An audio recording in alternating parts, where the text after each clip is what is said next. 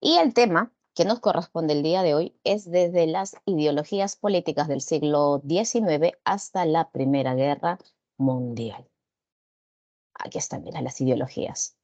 Pero antes de definir cada una de estas ideologías, quiero que primero veamos tu separata, ¿ya? A ver, mira, aquí está. Justo nos han colocado un pequeño concepto acerca de qué son las ideologías. Y vamos a leerlo, ¿ya? Para tener en cuenta. Está bien bonito la lectura. A ver, nos dice. La han cambiado la lectura. A ver, veamos, nos dice. El triunfo pleno de los ideales de la Ilustración es cosa, en definitiva, del siglo XIX y ha debido imponerse, aunque fuese de forma incompleta, por medio de las revoluciones.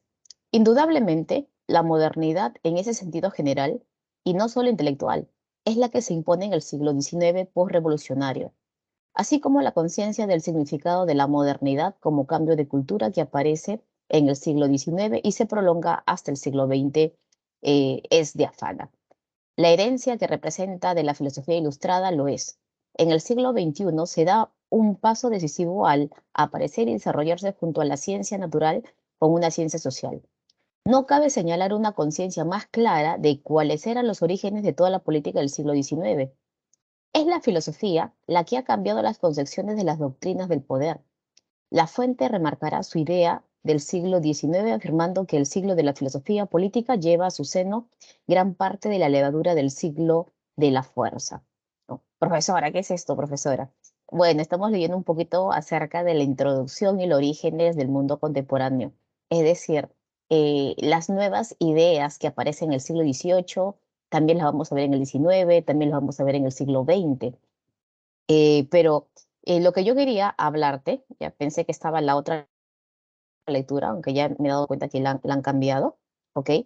Primero yo quería definirte qué era ideología.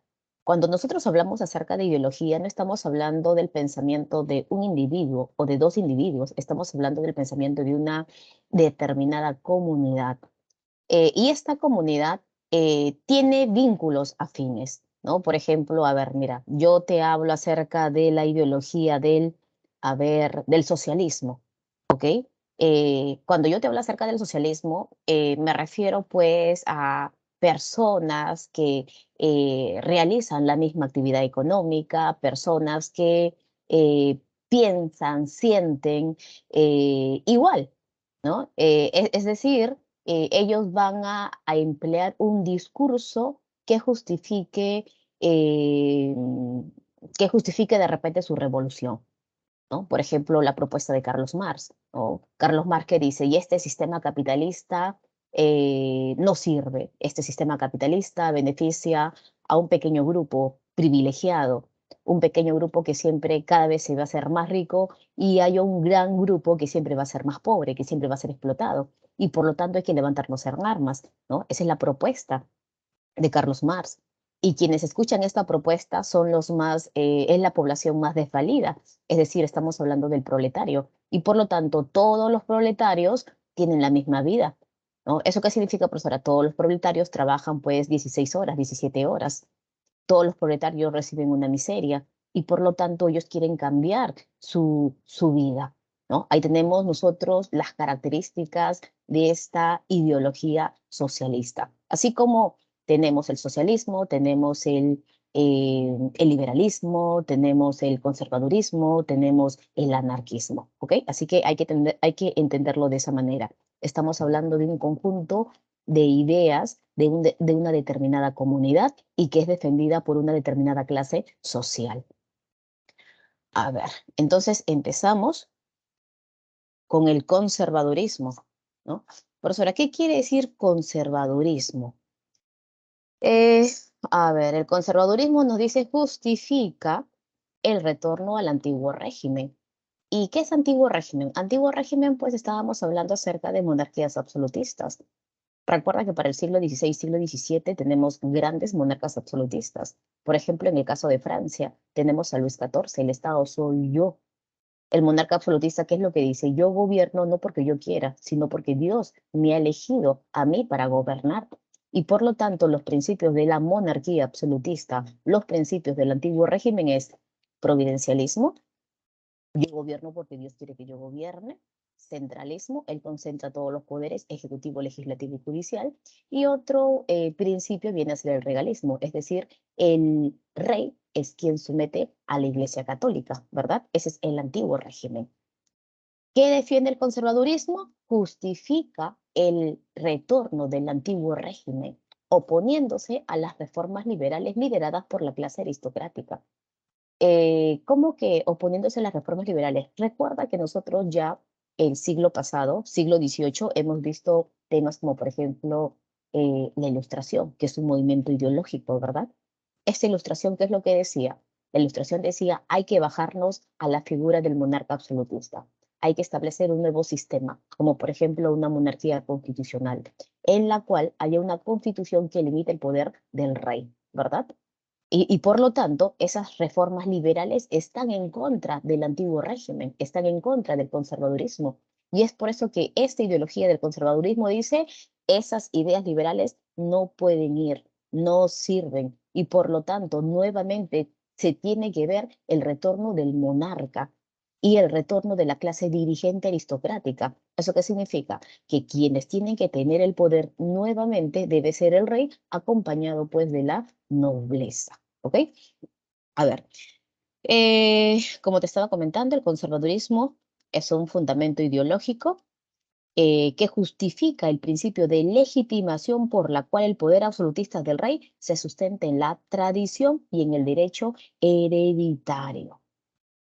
Y rechaza cualquier tipo de limitación del poder del rey, como por ejemplo una constitución. Él dice, no, el rey es elegido por Dios, el rey gobierna por tradición, por derecho hereditario, y por lo tanto tiene que tener un poder absoluto. Y a su vez también, estos conservadores niegan la democracia. Dicen, no, la democracia no existe. ¿Por qué no existe? Porque la democracia está sustentada en la razón, dice. Y por lo tanto, los individuos no son confiables, dice, en la medida que los pobladores, no todos los pobladores nacen iguales, ¿no? Recuerda que en el antiguo régimen, ¿no? Si nosotros retrocedemos, pues, siglo XVI, siglo XVII, todavía en algunos, bueno, no en algunos, en todos los gobiernos europeos, tú vas a ver una diferenciación de clases sociales. Tú siempre vas a ver arriba a la élite, después vas a ver al pueblo, ¿verdad? Vas a ver, perdón, vas a ver, por ejemplo, en el caso de Francia. En el caso de Francia, en el siglo XVIII, tú tenías pues a la nobleza, al clero y al tercer estado, ¿verdad? Y por lo tanto veíamos diferenciación de clases sociales. ¿Qué es lo que dicen estos conservadores? No puede existir democracia porque los hombres no son iguales. Cada uno de ellos es diferente y por lo tanto no se puede sustentar en la razón. Buscan, estos conservadores buscan restaurar los valores cristianos con medio de cohesión social y control social para anular la influencia liberal. Recuerda que estos conservadores, recuerda que esta nobleza se va a aliar a la Iglesia Católica y por lo tanto ellos buscan mantenerse en el poder por mucho más tiempo. Ahí está, tenemos el conservadurismo y por el otro lado tenemos el liberalismo. Aunque en realidad, este tema, dime. Es que no entiendo muy bien eso cuando dicen que las reformas liberales estaban dirigidas por la clase aristocrática, porque la clase aristocrática no era el que tenía más tierra gobernaba o algo así. Ya, a ver, dice, el conservadurismo dice, justifique el retorno del antiguo régimen. ¿Ya?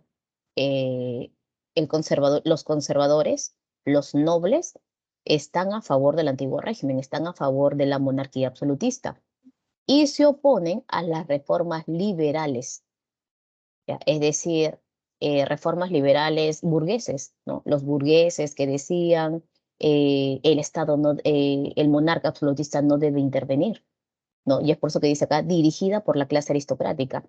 Pero será como cuando yo hablo acerca de clase aristocrática me estoy refiriendo a la nobleza. Es decir, este conservadurismo es dirigido por la nobleza en contra de las ideas liberales del siglo XIX. Ok, profesora.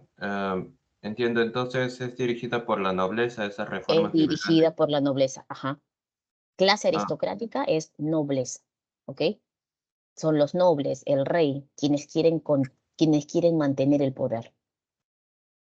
Ahora, cuando hablemos acerca del liberalismo, que es un tema que sí nosotros ya nos hemos explayado para el periodo, para el siglo XVIII con la Ilustración, nos dice, promueve las libertades civiles y se opone a cualquier tipo de forma de despotismo. Es decir, profesora, cuando usted habla acerca del liberalismo, ¿qué gente se encuentra detrás del liberalismo? La burguesía, pues.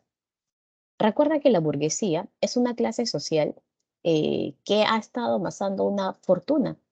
Recuerda que la burguesía, ellos se dedican a qué actividad económica, bueno, especialmente al comercio, ¿no? Tienes pequeños burgueses que se dedican al comercio, algunos son artesanos, algunos son intelectuales, aunque también tienes a grandes burgueses que se dedican, que son grandes banqueros, que son grandes comerciantes, que son grandes industriales.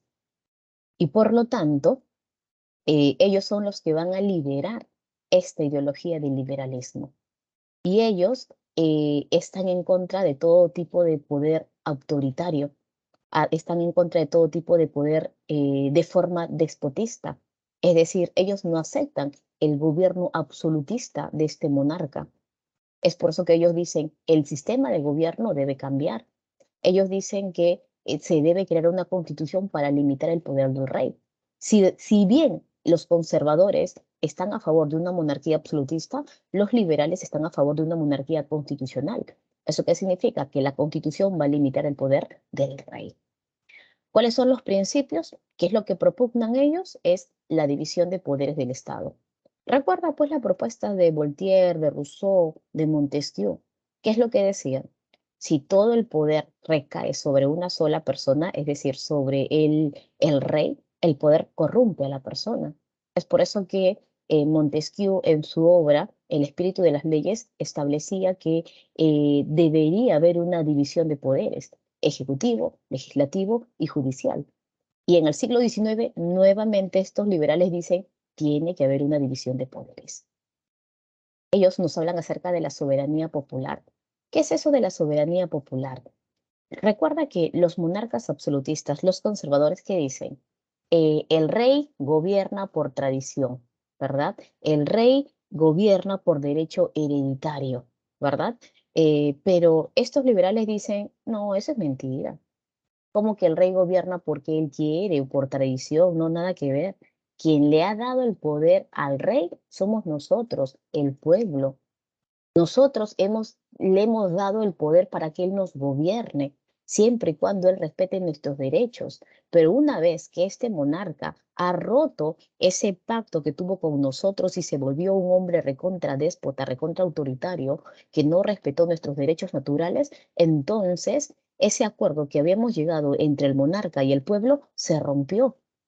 Y por lo tanto nosotros tenemos derechos a levantarnos en armas y sacar ese monarca y colocar al monarca que nosotros pensemos que es el correcto. Es por eso que se habla de una soberanía popular, la soberanía del pueblo. Te habla también acerca de la libertad individual. ¿Eso qué significa con la libertad individual? Lo que pasa es que el hombre es libre por naturaleza. El ser humano puede hacer lo que él desee, claro, siempre y cuando no perjudique a los demás. Es por eso que el ser humano tiene la libertad de elegir su trabajo, tiene la libertad de poder expresarse libremente, tiene libertad de prensa, tiene libertad de pensamiento, tiene libertad para poder organizarse políticamente porque el hombre es libre por naturaleza. Y eh, es por eso que este hombre, ¿no? Que es libre, puede elegir también a su monarca, quien lo pueda gobernar. Es más, el monarca dice que debe consultar al pueblo sus decisiones. Y si este monarca no puede preguntar al pueblo sus decisiones, lo tiene que hacer a través de sus representantes, es decir, a través del Congreso, a través del Parlamento. Igualdad jurídica, ¿eso qué significa, profesora? Los liberales establecen que todos somos iguales por naturaleza, todos. Si antes existía una diferenciación de clases sociales en la cual la sociedad se dividía en estamentos, en la cual veíamos nosotros a la nobleza, al clero y el tercer estado, eso no debe existir, eso se tiene que eliminar. ¿Por qué? Porque nosotros somos iguales, todos somos iguales ante la ley. Estamos hablando de un gobierno democrático, ¿no? Todos tenemos derechos. Y recuerda que en Francia eso va a suceder. Recuerda que con la Revolución Francesa se van a bajar a ese tipo de gobierno, se van a bajar a estos estamentos sociales y por lo tanto se va a establecer la Declaración de los Derechos del Hombre y del Ciudadano. En la parte económica se establece o se defiende el librecambismo. ¿Qué es librecambismo, profesora? Los liberales sostienen que el Estado no debe intervenir en la economía, que la oferta y la demanda depende del mercado y por lo tanto cada individuo es libre para poder elegir en qué invertir, en qué juntar su dinero, su capital, qué empresa establecer. Y claro, ¿no? El precio se va a dar, depende cómo fluctúe pues el mercado. El Estado no puede intervenir de un momento a otro. El Estado no puede decir, oye, ¿sabes qué? Voy a proteger mi economía, aumento los aranceles. ¿Sabes qué? Voy a bajar mis aranceles. No, eso no puede ser. El Estado no debe intervenir en la economía. Esa es la propuesta de los liberales. Y recuerda que estos liberales, la gran mayoría, son grandes comerciantes, grandes burgueses. Es por eso que ellos defienden este principio económico. Y lo más importante, claro, es el respeto a la propiedad privada. Recuerda que estos liberales tienen propiedades. ¿Qué pasa si el rey, si el monarca no respeta? De un momento a otro te puede quitar tus propiedades. Es por eso que ellos dicen, no, un derecho natural es el respeto a la propiedad privada. Yo puedo criticar al monarca no le pueden gustar mis ideas, pero eso no significa que él me va a quitarme mis propiedades. Eso no significa que me va a tener que perseguir, porque nosotros somos libres y podemos expresarnos tranquilamente. Ese es el liberalismo, que es un tema que nosotros ya lo hemos estado viendo desde el siglo XVIII con la Ilustración. Y veamos el nacionalismo, ¿no? ¿Qué es el nacionalismo, profesora? Cuando hablemos acerca de nacionalismo, primero tenemos que hablar acerca de una nación. ¿Qué es una nación? Es un conjunto de pueblos que comparten ciertas características étnicas, por ejemplo, las raciales, el idioma, compartimos territorio y también una historia en común. ¿Ok? Estamos ahí hablando de una nación, un conjunto de pueblos que tiene ciertas características comunes. Ahora, cuando hablamos acerca de nacionalismo es cuando una nación busca construir un estado propio. ¿Ya? Una nación busca construir un estado propio sustentándose en el derecho de la soberanía colectiva y también la autodeterminación política. ¿Eso qué significa, profesora? Que una nación, ¿qué es lo que busca? Ser un estado propio, tener su propio territorio y establecer el sistema de gobierno que ellos más crean convenientes. Y esto es promovido por una burguesía local. Ahora, hay dos tipos de nacionalismos. Hay un nacionalismo centrífugo y hay un nacionalismo centrípeto. ¿Qué significa con nacionalismo centrífugo? Es decir, hay una nación que siempre busca su independencia frente a otro estado más fuerte. Ese es el caso de la nación polaca que busca independizarse sobre el dominio ruso. Y hay otro tipo de nacionalismo llamado centrípeto, que busca la unión de diferentes pueblos con las mismas características. Ese es el caso, por ejemplo, de Italia y Alemania. ¿Cómo es eso, profesora? No entiendo. Lo que pasa es que Italia y Alemania se van a unificar tardíamente. Y antes Italia, lo que nosotros el día de hoy conocemos como la gotita itálica, antes todo eso no era Italia, sino que antes estaba conformado por 7 reinos: Piamonte, Cerdeña y otros más. A ver, déjame buscar por aquí una imagen para poder enseñarte, ¿ya? A ver, vamos a ver. Aquí está. Vamos a colocar, a ver, unificación italiana. A ver, vamos a ver esta imagen. Ah, mira, creo que esta imagen está bonita. Mm, a ver. a ver, esta de acá.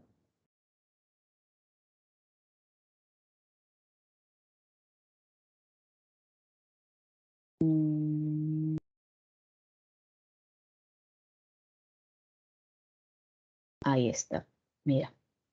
Antes, Italia, antes de lograr su unificación, Italia estaba dividido en varios reinos. Mira, el reino de las dos Sicilias, Toscana, eh, tenemos por acá Milán, aquí está Piamonte, Cerdeña, ¿no? Acá tú te das cuenta, hay varios, ¿no? Mira, el que está de verdecito, el que está sombra de color naranjita, naranja, ¿verdad? Eran diferentes pequeños reinos. Pero el rey de Piamonte, Cerdeña, ¿qué es lo que va a hacer? Va a tratar de unificar todo este territorio. ¿Y lo logra, profesora? Sí lo logra. Esto es el caso, por ejemplo, de Italia, pero también hay una unificación alemana. Mira, aquí está mejor la imagen. Mira, aquí está, mira. Unificación italiana, Piamonte, Toscana, San Marino, Reino de las dos Sicilias, Lombardía, Venecia. Y el rey de Piemonte Cerdeña logra la unificación italiana. Y lo mismo, ¿sabes qué? Va a pasar con la unificación alemana. Mira, esa es unificación italiana. ¿Y por qué está la alemana? Alemana. Mira, esta es la unificación alemana. ¿Ya? Antes, Alemania no existía como tal. Antes era un conjunto de 40 pequeños estados. Claro, pequeños 40 estados poderosos que se dedican al comercio, pero el rey de Prusia, Guillermo I, y su canciller Otto von Bismarck, ¿qué es lo que van a hacer? Unificar todo este territorio. Unifica todo este territorio y esto se va a convertir en Alemania. Es decir, tienes a Prusia, a Sajonia y aquí pequeños estados poderosos. ¿Ok? Pero ya eso no lo vamos a tocar nosotros el día de hoy, ¿no? Pero de todas maneras quería que que tuvieras en cuenta, ¿ok? A ver, nos dice, nacionalismo y se considera que existe una comunidad soberana unida por vínculos de raza, lengua, historia y tradiciones, ¿no? Y todo ello viene a ser una nación. Principios, nos dice, exaltación de la Profesor, patria. Dime, dime,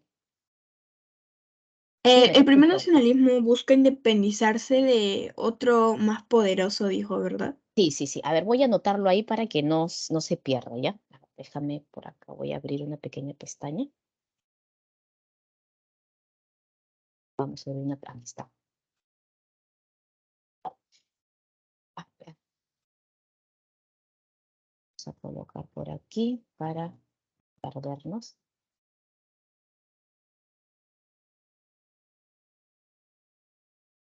Nacionalismo. Nacionalismo. ¿Ok?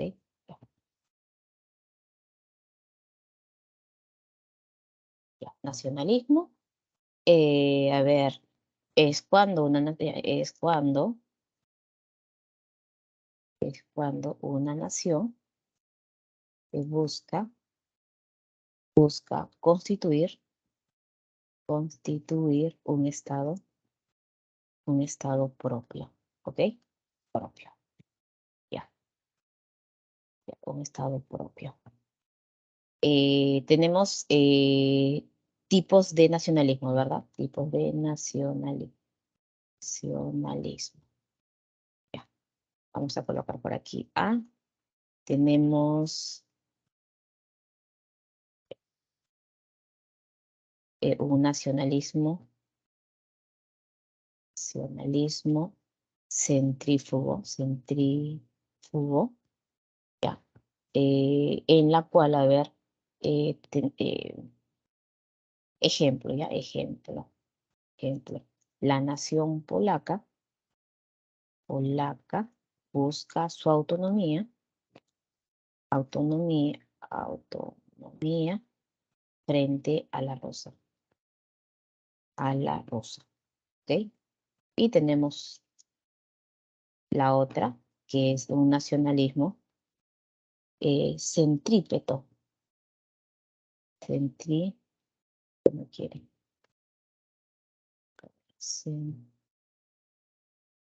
No, no quiero avanzar. Un toquecito.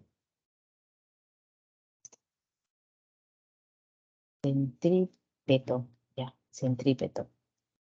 A ver. Ya, ok, ya. ¿Qué es un nacionalismo centrípeto, no? Los que buscan la unión, los que buscan la unión de los pueblos con características nacionales, características nacionales. Ya, aquí vamos a poner ejemplo, Italia y Alemania. Ahí está.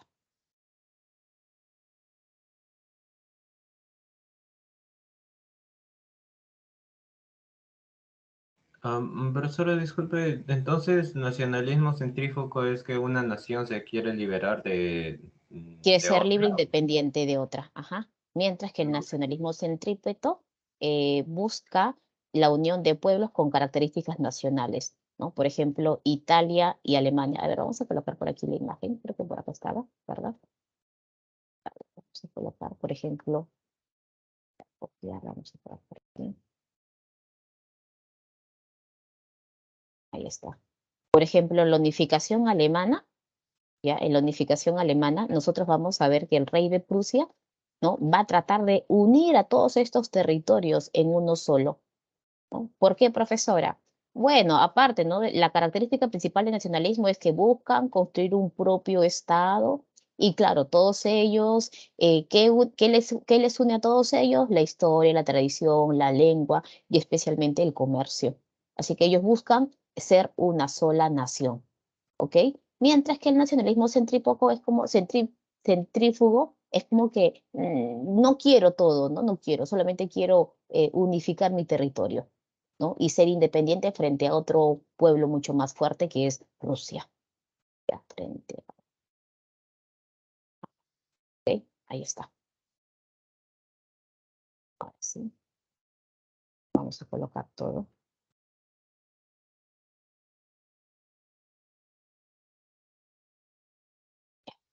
Ahí está.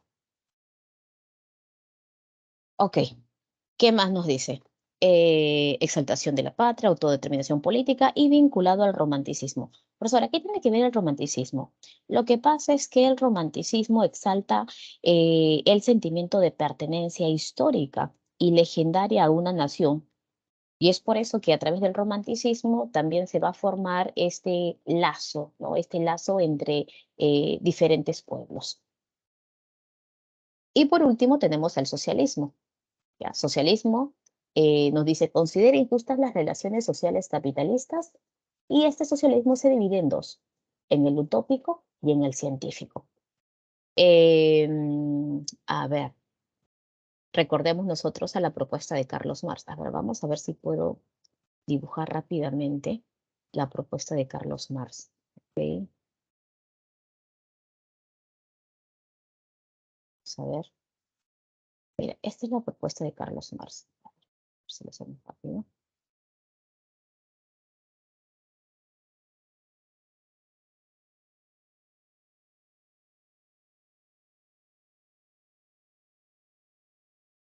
Ahora, Carlos Marx nos habla de diferentes modos de producción.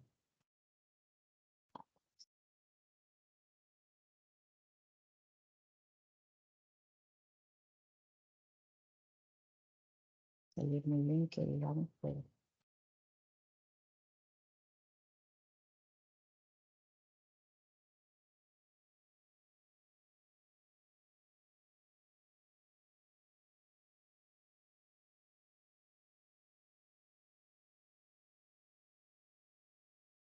uno, dos, tres, cuatro y cinco. ¿Ok? Ya. A ver, ¿qué vamos a colocar aquí?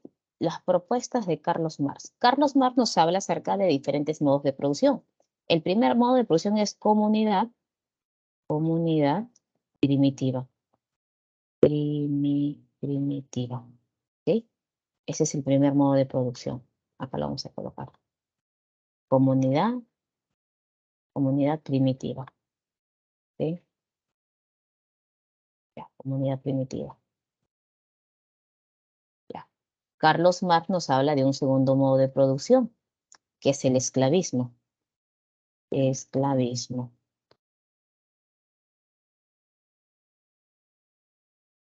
Aquí está el esclavismo. Nos habla de un tercer modo de producción, feudalismo. Feudalismo.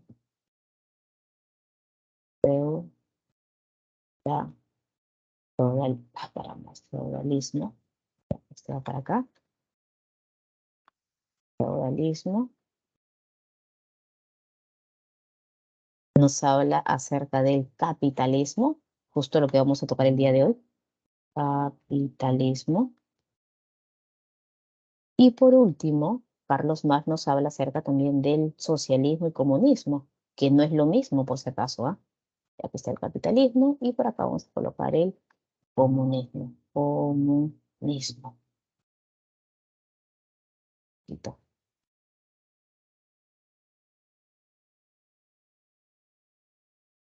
Caramba, vamos a ver si.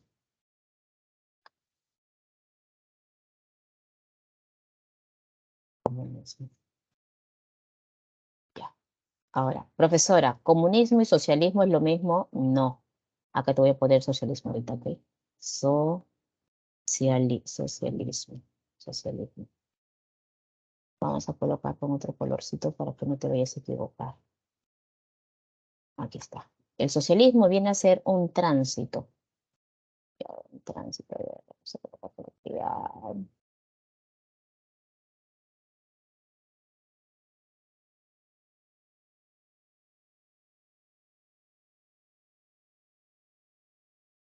Ahí está.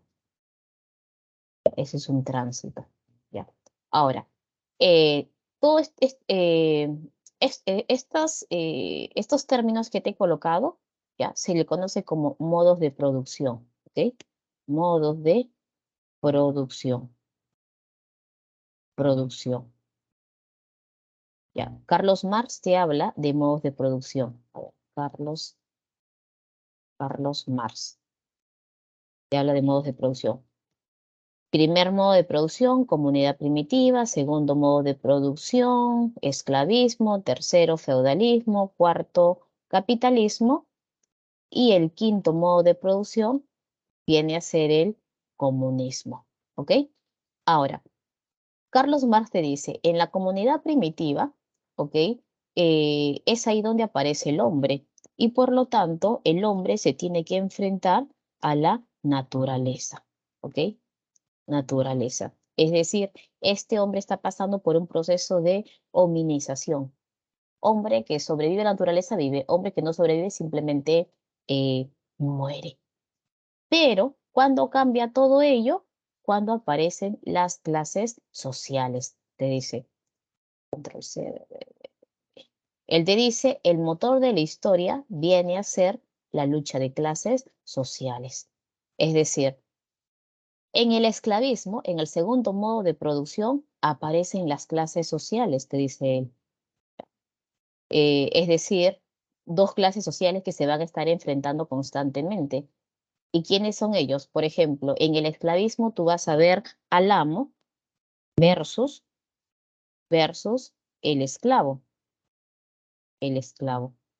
¿No? Ahí tú ves dos clases sociales que se están enfrentando. Amo versus esclavo. ¿Ok? Ahora, en el feudalismo también vas a ver lo mismo. Un enfrentamiento de clases sociales. Vas a ver el enfrentamiento entre el señor feudal que está explotando a quién? Al siervo de la gleba. ¿No? Al siervo de la gleba. Ahí está. ¿No? Señor feudal versus siervo de la gleba. Y en el capitalismo también vas a ver lo mismo. Profesora, aquí hay dos clases sociales que se están enfrentando. Claro que sí. Vas a ver a la burguesía versus el proletariado. Proletariado. Ahí está. burguesía versus proletariado. Y Carlos Marx critica a este sistema capitalista. Es más, él dice, el motor de la historia viene a ser la lucha de clases sociales. O si tú te das cuenta, no es que, oye, ¿sabes qué? En el esclavismo se enfrentó el amo y el esclavo y ahí se terminó la historia. No, nace una nueva realidad. En el feudalismo nuevamente hay un enfrentamiento entre estas dos clases sociales y nace otra nueva sociedad. En el capitalismo tenemos a la burguesía. Profesora, ¿quién es la burguesía? La burguesía son los grandes comerciantes, los grandes industriales, los dueños de las materias primas, los dueños de las fábricas. Y esta burguesía está explotando al proletario. Profesora, ¿quién es el proletario? Es el obrero consciente. Es el proletario que se da cuenta que es explotado y por lo tanto que él quiere que cambie su vida. Y es por eso que Carlos Marx dice, en este sistema capitalista, ¿no? Y yo no estoy de acuerdo, porque en esta sociedad capitalista hay un pequeño grupo que viene a ser la burguesía que cada vez se enriquece y hay otro grupo que cada vez es más pobre y ese viene a ser el proletario, que le pagan una miseria, que le explotan a él y a su familia, a su esposa, a su hijo. ¿Y qué recibe a cambio? Nada, solamente miseria. Es por eso que este proletario se tiene que levantar en armas y esto tiene que terminar en una revolución. Mira, por acá hay imágenes, ¿ya? A ver, vamos a ver por acá hay imágenes. Profesora, disculpe, Dime. es que la burguesía ahí también está incluida la baja burguesía en el capitalismo, ¿o? Eh, especialmente la alta burguesía, especialmente la alta burguesía, ¿no? Los grandes empresarios. Mira, por ejemplo, acá hay una imagen muy bonita que siempre lo coloca, ¿no? ¿Qué es esta imagen, profesora? No lo observo bien. Miren esta imagen. A ver, vamos a pegarlo ya. Copio, copiamos por aquí, lo voy a pegar para que lo veas mejor. Esta es una de las tantas imágenes que siempre colocan, ¿no? ¿Qué es esto, profesora? No sé si tú te das cuenta, pero mira, acá tú ves a dos hombres que son burgueses, ¿ok? Por la manera de cómo se visten, ¿no? Su ropa, sus zapatos, ¿verdad? Ya. Es decir, son los dueños de las fábricas, ¿no? Pero por otro lado, yo veo, profesora, ¿qué es lo que están haciendo? Están exprimiendo, ¿verdad? Y a quien están exprimiendo es un obrero, mira. Le están sacando todo su dinero, ¿no? Todo su dinero está cayendo ahí en esta especie de tazón, balde, ¿no? Tina. Pero acá hay otros hombres también tirados, mira, ¿no? Están muertos ya y desfallecidos. Y afuera hay otro hombre, es más, la muerte lo está empujando, dice, oh, toma, te toca a ti, ¿no? Así se representaba el sistema capitalista, ¿no? Así se representaba la explotación de este proletario. Y es por eso que Carlos Marx, en su obra llamada, ay, en su obra llamada eh, El Manifiesto Comunista, ¿ya? En el Manifiesto Comunista, Carlos Marx dice, ¿no? Y todos los proletarios del mundo unidos. Este proletario se tiene que levantar en armas contra este burgués. Y por lo tanto, en el socialismo se supone que este proletario gana y por lo tanto se va a establecer la dictadura del proletariado. Proletariado, ¿no? Profesora, ¿qué significa dictadura del proletariado? Es decir, ellos han llegado al poder mediante la fuerza. Ahí está. ¿Y eso qué significa, profesora? Que este socialismo, este proletario que ha llegado al poder mediante la fuerza, eh, tiene que preparar el camino para el desarrollo de una nueva sociedad. Y esa sociedad viene a ser el comunismo. La URSS, por si acaso, nunca llegó a ser comunista. La URSS llegó a ser socialista. Se supone que en esta sociedad, a ver, vamos a colocar por aquí, ¿ya? Se supone que en el comunismo no hay clases sociales. No hay clases, no hay clases sociales. Y va a haber una abolición de la propiedad privada. Eso es lo que se busca en un sistema comunista, ¿ok? Esa es la propuesta de Carlos Marx. Ya, claro, lo he colocado aquí a grandes rasgos, ¿ok? A grandes rasgos. Ya, ahora sí. A ver, pasemos nuevamente. Lo voy a colocar todo. Aquí está, mira. La propuesta de Carlos Marx nos dice, el motor de la historia viene a ser la lucha de clases sociales. Plusvalía, esto ya ha sido pregunta de examen de admisión. Profesora, ¿qué es la plusvalía? La plusvalía es trabajo no remunerado por parte del patrón. No entiendo, profesora. Lo que pasa es que tú trabajas en una fábrica, ¿verdad? Y este dueño de la fábrica te tiene que pagar lo que corresponde, no a tu horario de trabajo, a tus horas de trabajo, pero él no te paga lo que tú realmente mereces. Él te paga una miseria. Y con esa miseria, a las justas solamente te sirve para poder sobrevivir, a las justas para poder comprar tu comida del día a día. Es decir, tú no vas a amasar una fortuna como proletario. Tú jamás vas a poder reunir tu dinero, o vas a juntar tu dinero, o vas a poder de repente, eh, no sé, convertirlo en un capital, porque no te alcanza para nada. Es decir, este dueño de la fábrica lo que hace es quitarte realmente tu verdadero sueldo. Y como te está quitando tu verdadero sueldo, él cada vez se hace más rico, cada vez va a formar capital, cada vez va a invertir más, cada vez sus fábricas van a crecer más. ¿Y qué va a pasar contigo? Contigo nada, porque tú siempre vas a ser explotado. Ese viene a ser la plusvalía, ¿no? El trabajo no remunerado por parte del patrón. Es por eso que Carlos Marx propone una revolución armada y una dictadura del proletariado, y a su vez también supresión de la propiedad privada. Pero acá cuando hablamos de la propiedad privada tenemos que tener muy en cuenta a qué se refiere Carlos Marx.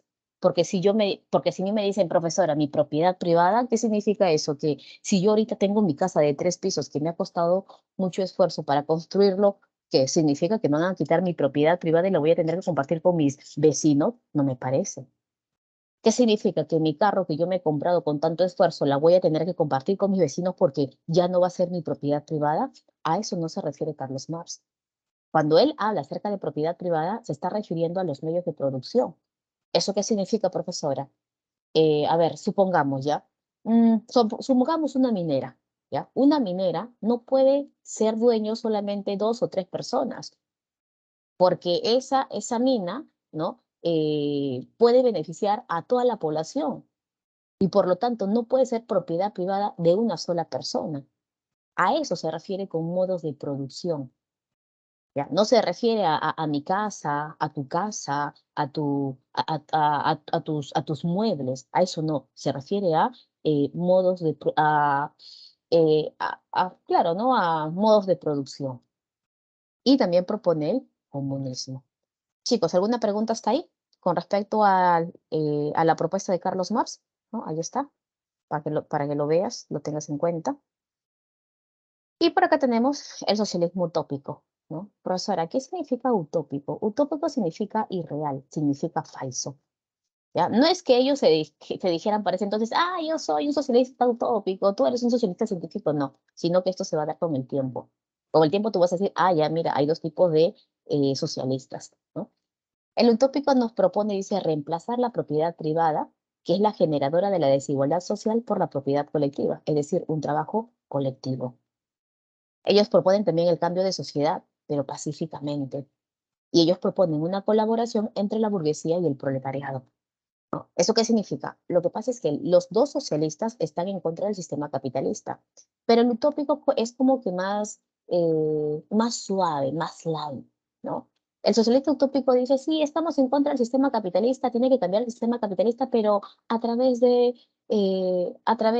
bueno, no tiene que cambiar gradualmente, moderadamente, en la cual el proletario y el obrero tienen que trabajar juntos, en la cual el burgués no le tiene que explotar al proletario. Pero eso nunca se va a ver, pues eso no se va a dar a la realidad, eso es falso. Porque si este burgués quiere ser cada vez más rico, quiere ser cada vez más poderoso, quiere tener mucho más poder, le va a tener que explotar, pues. Es decir, no se da en la realidad. Pero en cambio, lo que propone Carlos Marx dice, estas 2 clases sociales son inconciliables. ¿Cómo que los dos van a trabajar juntos? No, nada que ver. Hey, proletario, a ti te explotan, levántate en armas, toma el poder mediante la fuerza, cambia tu situación económica, establece un nuevo sistema de gobierno donde te beneficie a ti y a los tuyos. Eso es lo que dice Carlos Marx. Por eso te dice, no, cambio a través de un cambio radical, a través de una revolución. Por ejemplo, a ver, te cuento el caso de los socialistas utópicos. Dice que había un socialista utópico que quería pues no un cambio moderado.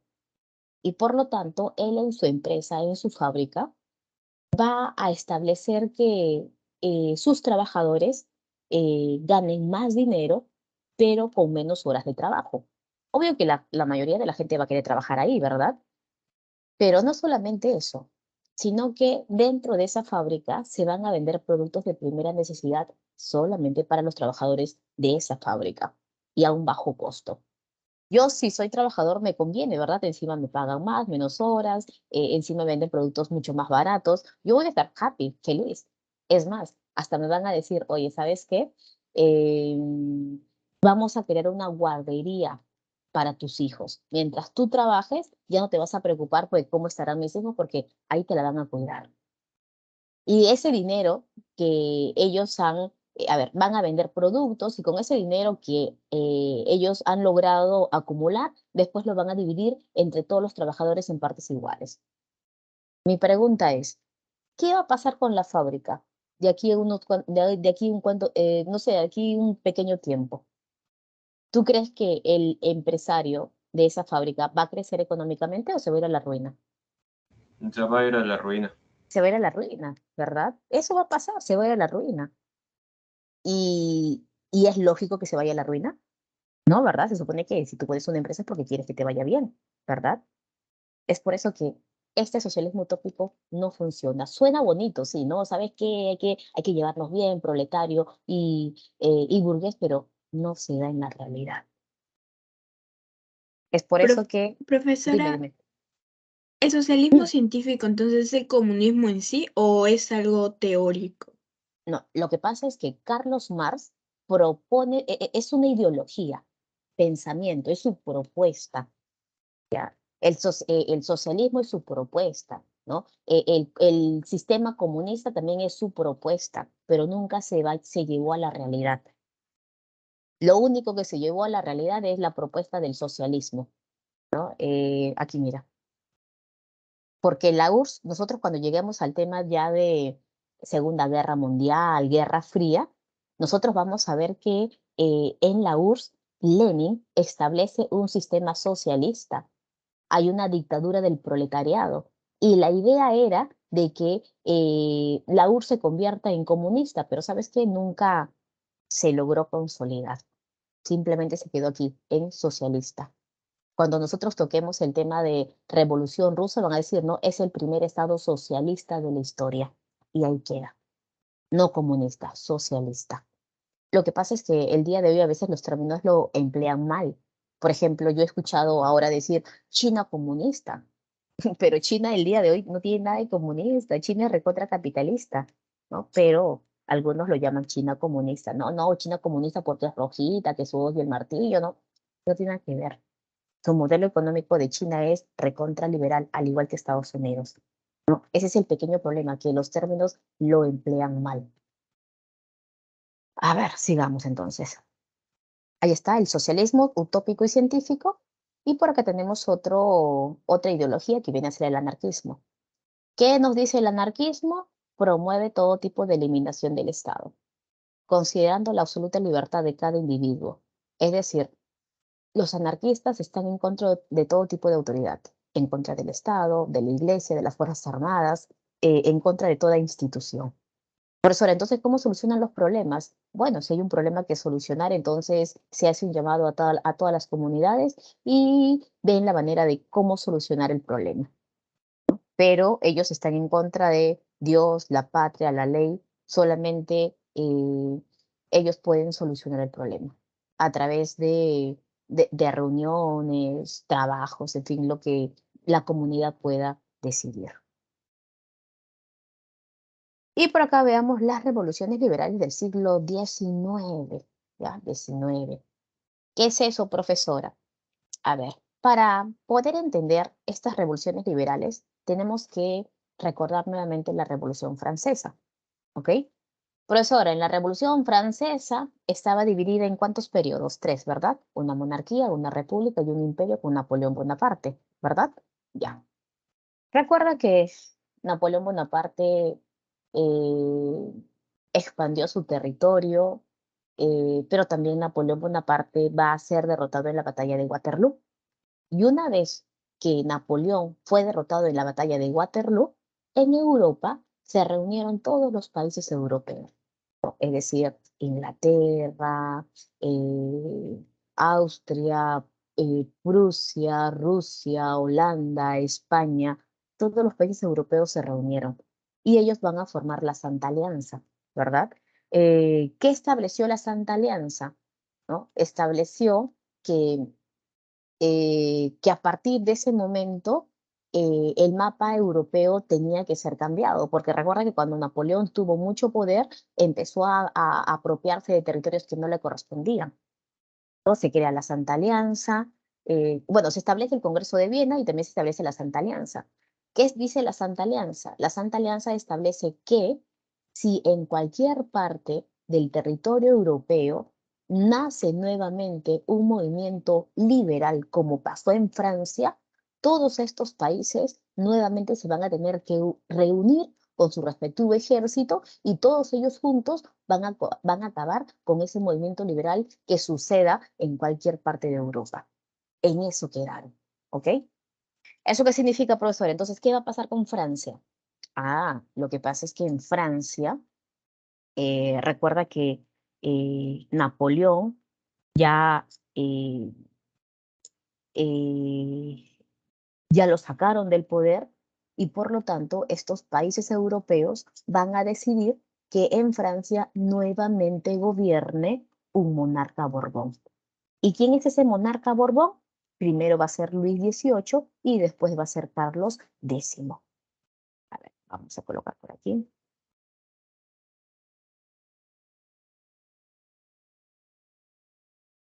Vamos a colocar por aquí, a ver, para no perdernos.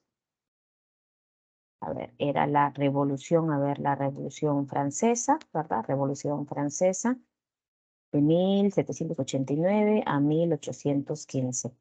¿Ok? Ya, esa es la revolución francesa. Después de la revolución francesa, hemos visto en Europa,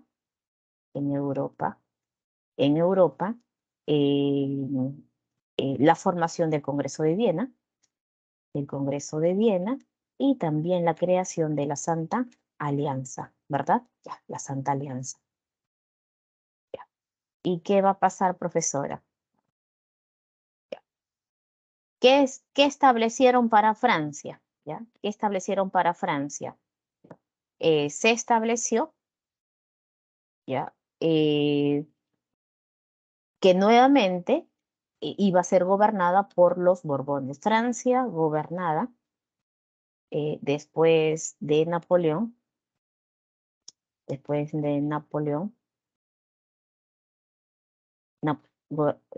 a ver, Francia, a ver, Mm, Francia gobernada después Napoleón,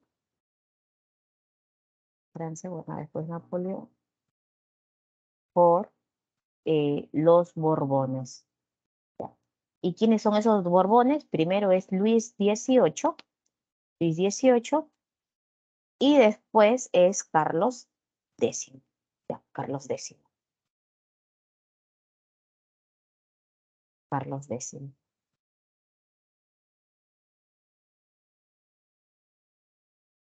En la separata solamente nos han colocado a Carlos X.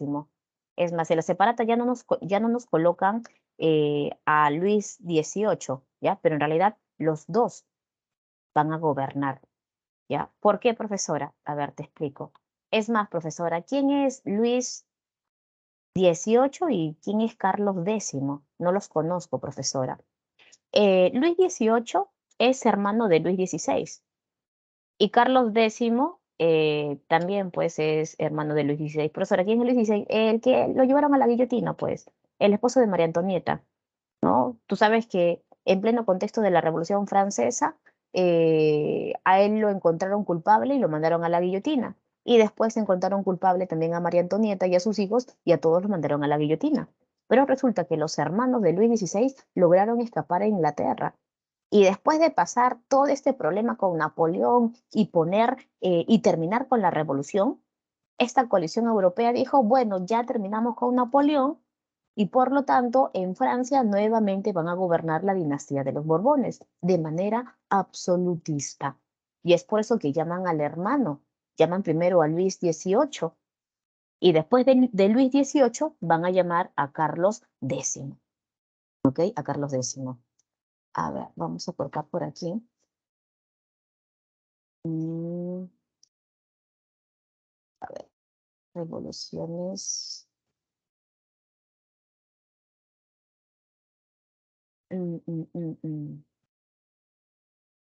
Para que no te pierdas, vamos a colocar los años, ¿ok? Aquí está.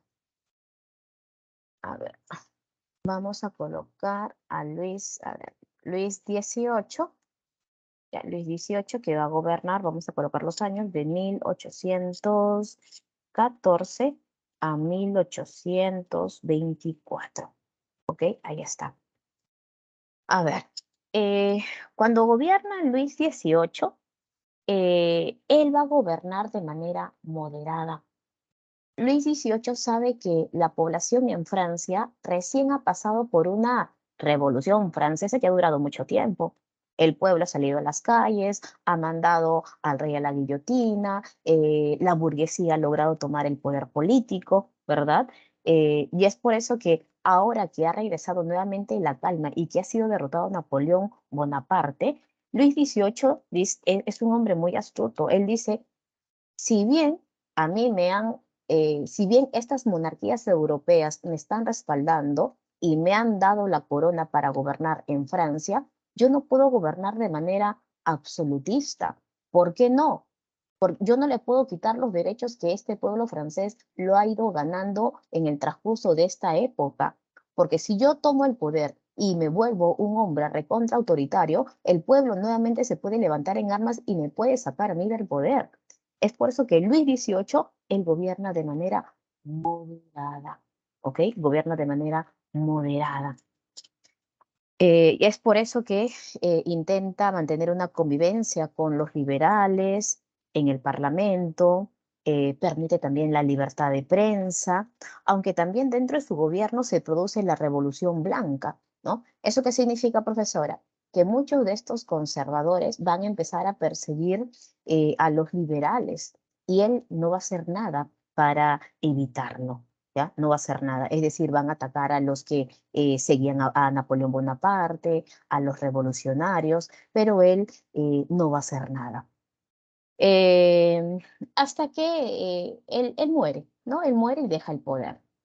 Y cuando él deja el poder, quien toma el poder ahora es su hermano. Y su hermano es Carlos X y se convierte en el próximo rey de Francia. Y él va a gobernar de 1824 a 1830. ¿Ok? 1830. Pero ¿sabes qué? La diferencia entre Luis XVIII y Carlos X es que Carlos X dice, yo soy un monarca absolutista. Yo no voy a tener pues contemplación con con los liberales. No, nada que ver. Y por lo tanto, yo me voy a imponer. Si estos liberales se encuentran en el Congreso y tienen derechos, yo les voy a quitar ese derecho. Es más, yo voy a cerrar el Congreso, yo voy a manejar el Congreso. Y durante el gobierno de Carlos X, él va a favorecer directamente a todos los sectores de la nobleza y el clero. Ya vamos a colocar aquí Carlos y Carlos X. Ya, a ver, defendió a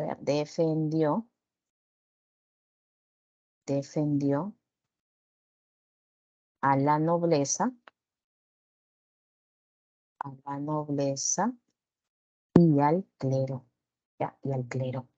Como profesora, por ejemplo, esta burguesía, con la Revolución Francesa, muchos de ellos empezaron a comprar tierras, ¿no? Porque el Estado los estaba vendiendo. Pero esas tierras, en plena Revolución Francesa, le fueron confiscadas a muchos nobles. Así que muchos nobles se quedaron sin tierras.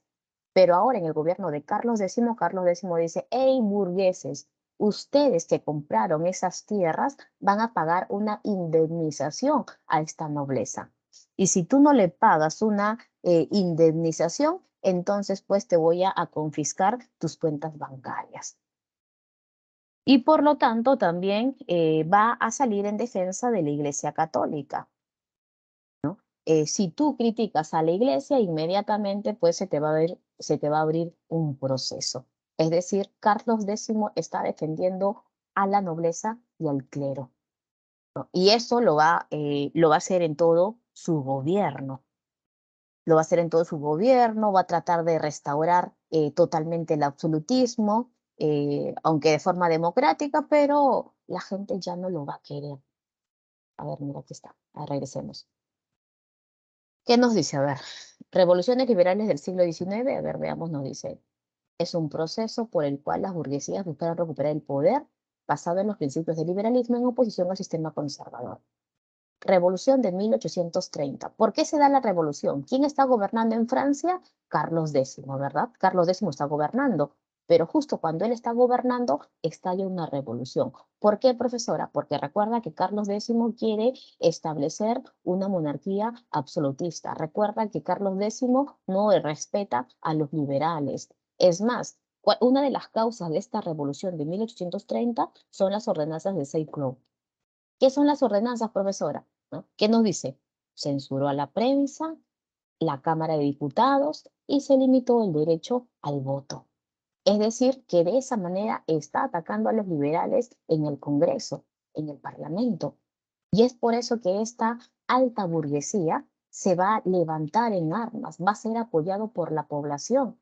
Y es por eso que la gente sale a las calles 3 días seguidos, nos dice 3 gloriosas jornadas, 27, 28 y 29 de julio, y por lo tanto van a tomar las armas y van a estar en contra de ese monarca que quiere imponerse mediante la fuerza y que no respeta los derechos del hombre.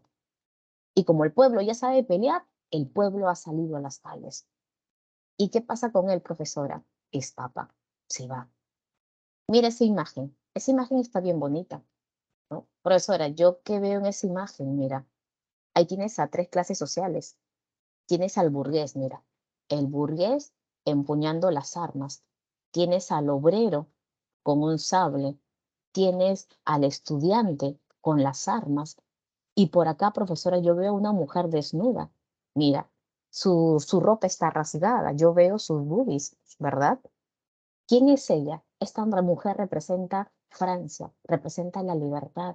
Es decir, a Francia nuevamente la han estado violando, han estado abusando de ella y por lo tanto ella no va a permitir eso. Y es por eso que se le va a levantar con la bandera a luchar por la nación, a luchar por la libertad. Es por eso que en esta revolución de 1830, quien sale del poder es Carlos X. Tuvo que escapar, se tuvo que ir a Inglaterra. ¿Y qué pasa, profesora, cuando se va Carlos X? Consecuencia, dice, Carlos X fue derrocado y se implantó una monarquía constitucional, siendo proclamado Luis Felipe I como nuevo rey en Francia. Pero Luis Felipe I ya él no va a querer ser pues un monarca absolutista, sino que él va a ser conocido como el rey burgués.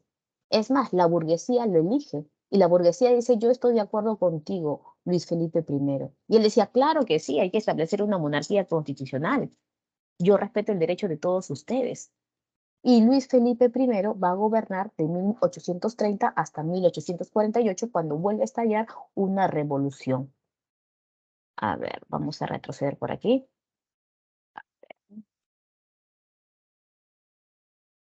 Aquí está, ¿no? A ver, aquí está Francia, gobernada después de Napoleón por los Borbones 18, Carlos X. Y por acá, a ver, estalló la revolución de 1830. ¿Ok? 1830. Carlos X es derrocado y sube al poder Luis Felipe I, más conocido como el rey burgués. ¿Ok? El rey burgués. ¿Y cuánto tiempo va a gobernar Luis Felipe I? Él va a gobernar de 1830 a 1848. ¿Ok? Ahí está. Ese es el rey burgués. Rey burgués.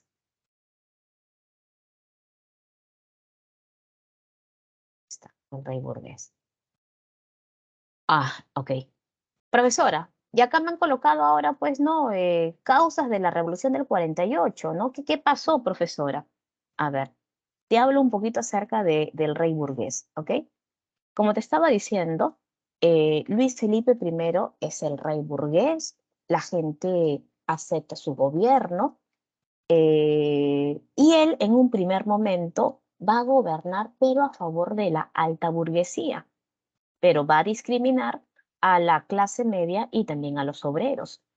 Pero ¿sabes qué? Esta clase media exige derechos. Esta clase media, estos obreros exigen derechos. Por ejemplo, estos obreros influenciados por el socialismo están buscando cada vez medidas más radicales. Es decir, ellos están buscando mejoras salariales y también el voto universal. Y la clase burguesa también, ¿no? Busca mayores derechos políticos.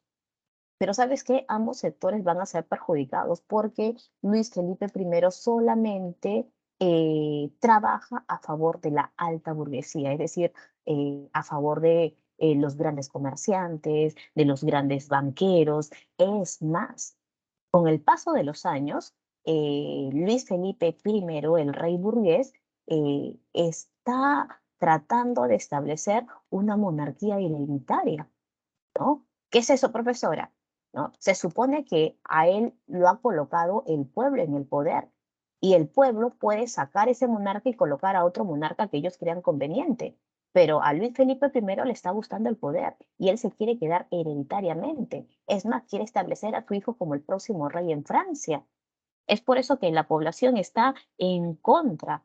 Ellos decían, nosotros no queremos pues una monarquía, nosotros queremos establecer una república, un nuevo sistema de gobierno.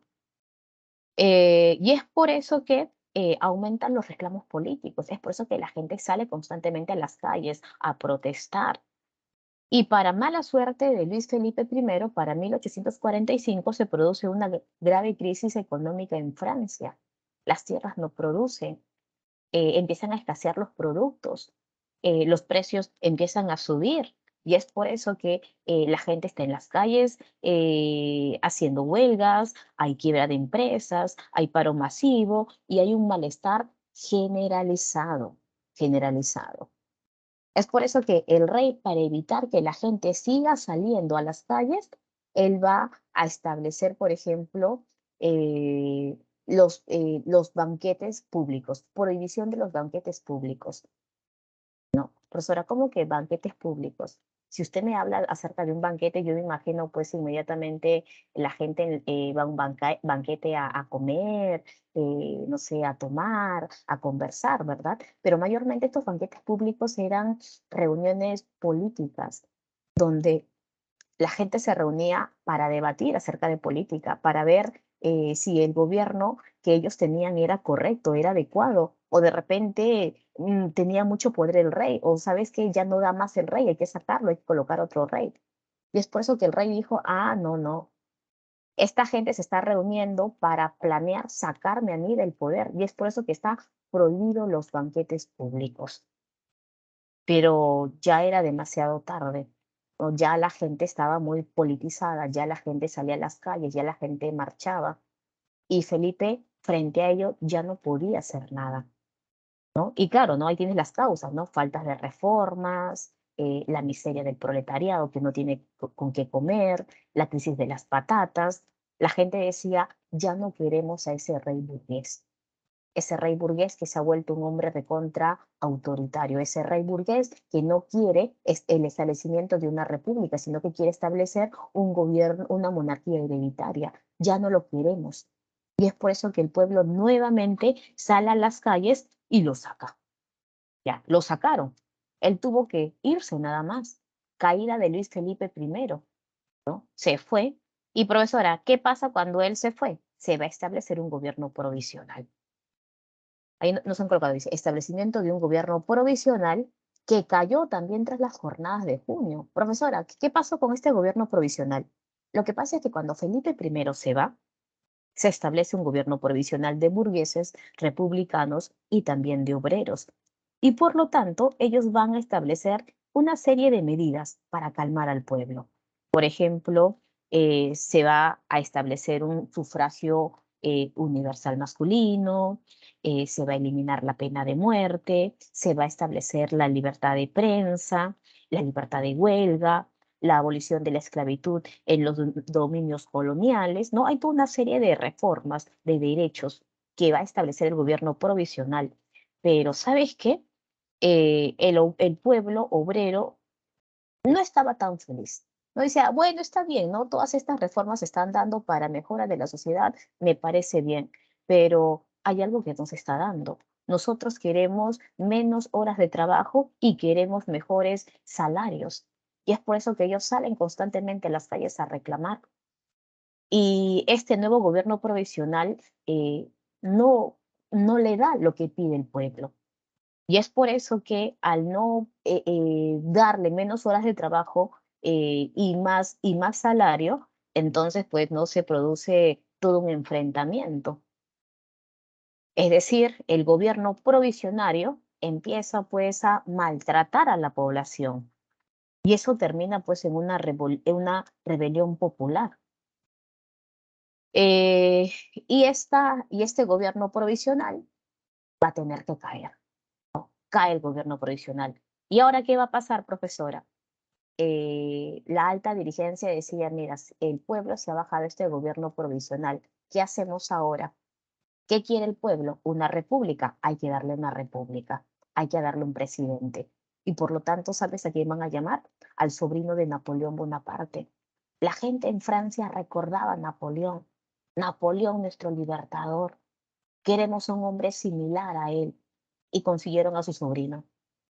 Ah, él es el sobrino de Napoleón, entonces es igual que Napoleón. Así que llamaron a a su sobrino, llamaron al sobrino de Napoleón Bonaparte, a Luis Bonaparte. Él se va a presentar en las elecciones en Francia y por lo tanto él va a ser electo como presidente de Francia, ¿no? Él es el nuevo presidente de la Segunda República Francesa, porque recuerda que la Primera República se da en pleno contexto de la Revolución Francesa. ¿Y qué pasó, profesora?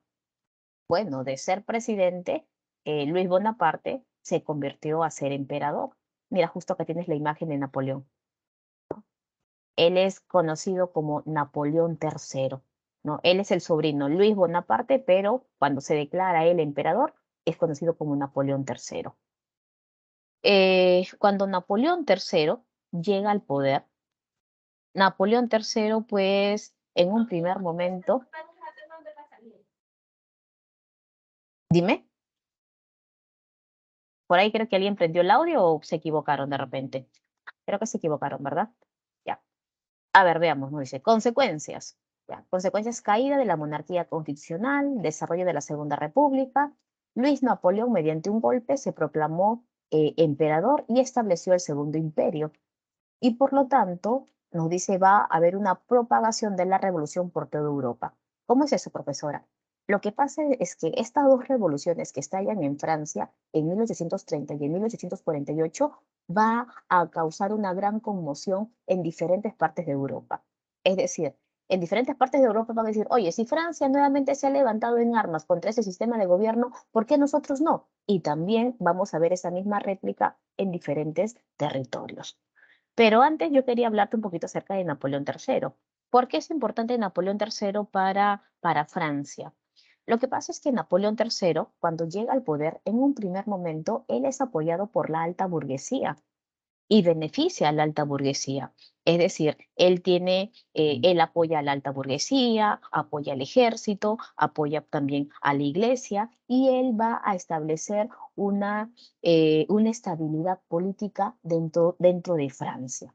Y él es quien va a desarrollar una industria ferroviaria muy fuerte en Francia. Es decir, con Napoleón hay una estabilidad política, hay una estabilidad económica, hay una estabilidad diplomática y esto va a generar el apoyo el apoyo de toda la población hacia su gobierno, ¿ok? A pesar de ser un gobierno autoritario. Pero después el gobierno de Napoleón se va a volver pues menos dictatorial. Y por lo tanto, para los años de 1860 y 1870, él va a establecer algunas reformas liberales. ¿Eso qué significa, profesora? Va a darle algunos derechos al pueblo para que puedan expresarse libremente, pero también Francia va a empezar a expandirse territorialmente. Por ejemplo, Napoleón está gobernando en pleno contexto cuando Alemania está tratando de unificarse. Napoleón decía, ah, no, eso es peligroso. Ya de por sí, mis pequeños vecinos, que son como 39 estados, entre ellos está el rey de Prusia, me he enterado que el rey de Prusia quiere unificar todo ese territorio y convertirlo en una sola nación. Y eso a mí no me conviene, porque ya de por sí son poderosos económicamente. Imagínate una gran nación. Y es por eso que Napoleón estuvo en contra de la unificación alemana. Es más, va a haber un enfrentamiento entre Napoleón versus el rey de Prusia. ¿Y qué pasó, profesora? Napoleón va a perder.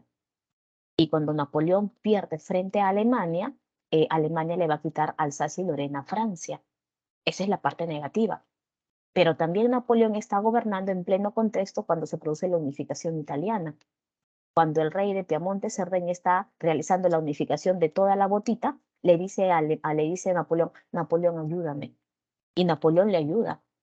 Y al ayudarle a Italia, Napoleón recibe territorios por parte de Italia. No, eso es lo positivo con Italia, pero con Alemania es todo lo negativo. Y cuando Napoleón pierde con Alemania, Napoleón tuvo que renunciar y tuvo que retirarse por la pérdida que tuvo frente a Prusia. Y ahí tienes a Napoleón. A ver, chicos, veamos Segunda Revolución Industrial. Profesora, disculpe, eso de que Napoleón se retiró, ¿cómo? Eso es parte de que, o sea, dio el segundo gol. O sea, es después de eso, de las consecuencias y eso. O, A ver, lo que pasa es que te dije ya, Napoleón tomó el poder, ¿verdad? Ya. Ojo, estamos hablando de Napoleón III, ¿ah? Napoleón III, o sea, del Luis sobrino de, Bonaparte, ¿no? claro, de Luis Ya, Bonaparte, ok. ¿no? Porque recuerda que el otro Napoleón de la Revolución Francesa ya está muerto ya. Ya estamos Ujú. hablando del sobrino. Ya.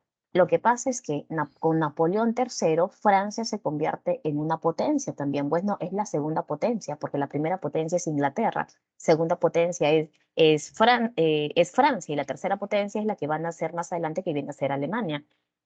Francia está muy bien económicamente. Cuando Napoleón está gobernando, él apoya a la unificación italiana y a cambio de ello gana prestigio, gana tierras. Eso es positivo para Francia. Pero ¿cuándo es el problema? Cuando Napoleón está en contra de la unificación alemana, porque Prusia le da duro a Napoleón, lo derrota. Y tú sabes que en una guerra, si tú pierdes, el pueblo lo ve mal, ¿verdad? Y por lo tanto, y es más, Napoleón al perder le quitan territorios y es por eso que la población le dice, sabes que Napoleón, muchas gracias, pero ya no te queremos como gobernante. Y él tuvo que simplemente retirarse. Perdió enfrentándose a Prusia, A Prusia en la unificación alemana. ok, y perdió territorios y por eso el Perdió pueblo lo territorio, sacó, ¿no? claro. Ujú. Y bueno, dijo que también Napoleón III había quitado Alsacia y Lorena a Italia, No. Alemania le quitó Alsacia y Lorena a Francia. Recuerda que Napoleón Ah, ya. III es francés. Y es por eso que el pueblo está molesto, ¿no? Mira, encima pierde y encima nos quitan territorio. Ya, Ah, a ver. pero, o sea, como Italia le quita Alsacia y Lorena a No. Alemania. Eh, Prusia, ya Prusia, que es el líder de la revolución alemana, y Ujú. al derrotar a Napoleón Bonaparte, le quita territorios a Francia, que es Alsacia y Lorena. Ah, ya, claro, sí, sí, entiendo. Ya, ok. Muchas gracias, Ya, a ver, profesora. ya. A ver, pasemos a la segunda revolución industrial. A ver, la primera ya lo hemos visto nosotros antes, ¿verdad? Nos dice. Concepto, a ver, es la segunda etapa del proceso de industrialización así como también la expansión del trabajo mecanizado y el enfrentamiento de las potencias europeas por el control de mercados. Fuentes de energía, tenemos el petróleo y la electricidad, ¿verdad? El petróleo, el oro negro que se encuentra especialmente en Estados Unidos y también en Rusia, y la electricidad, helada electricidad, que a partir de esta nueva fuente de energía, grandes maquinarias van a empezar a moverse, a producir, ¿verdad? Recuerda que en la primera revolución industrial, quien sobresale es Inglaterra, ¿verdad? Inglaterra. Y teníamos otras fuentes de energía, ¿verdad? Pero ahora tenemos el petróleo y la electricidad. A ver, características nos dicen. Hay un desarrollo científico, tecnológico en las industrias. ¿Y hegemonía hegemónica de quién? Hegemonía económico-tecnológica de Estados Unidos y Alemania siendo reemplazada por Gran Bretaña. ¿Por qué, profesora? No entiendo. A ver, algunos alumnos me dicen, profesora, ¿por qué Inglaterra no lidera la segunda revolución industrial? ¿Qué pasó? ¿Por qué se quedó? ¿Ya? Porque Gran Bretaña sí dirigió la primera, pero en la segunda es Estados Unidos y Alemania, ¿no? ¿Por qué? Ya, te comento. Lo que pasa es que después de la reunificación alemana, ya cuando se logró unificar a toda Alemania, cuando nace Alemania como tal, quien está gobernando, quien es el nuevo rey de Alemania, es Guillermo I. Y tienes ahí a su canciller Otto von Bismarck. Y por lo tanto ellos dijeron, ya nos consolidamos como un nuevo Estado. ¿Qué hacemos? ¿Qué es lo que queremos nosotros? Nosotros queremos ser una potencia. Necesitamos mercados, necesitamos colonias, necesitamos abrirnos económicamente, necesitamos industrializarnos. Y es por eso que ellos, especialmente Otto von Bismarck, el canciller de hierro, va a llamar a todos los científicos de Alemania y les va a decir, al laboratorio se encierran y me tienen que inventar algo. ¿En qué invertimos? En la primera revolución industrial se invirtió en siderúrgica, pero especialmente en la industria textil. Pero ahora, ¿no? ¿Cuál es el camino? ¿Seguir con lo mismo o cambiar?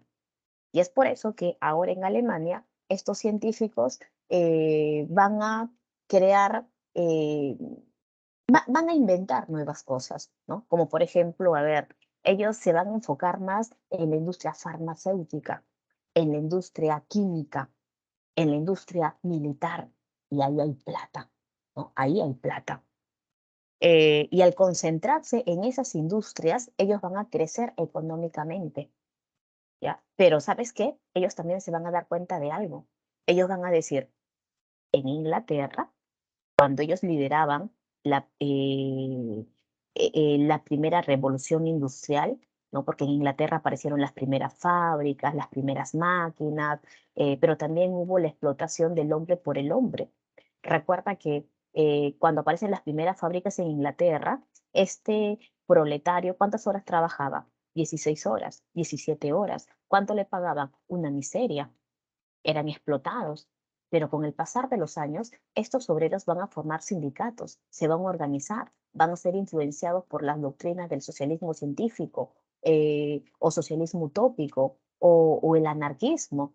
Y por lo tanto van a salir a las calles, van a protestar, van a quemar de repente los medios de producción del dueño de la fábrica, ¿verdad? ¿verdad? Va a haber enfrentamientos, pares, en fin.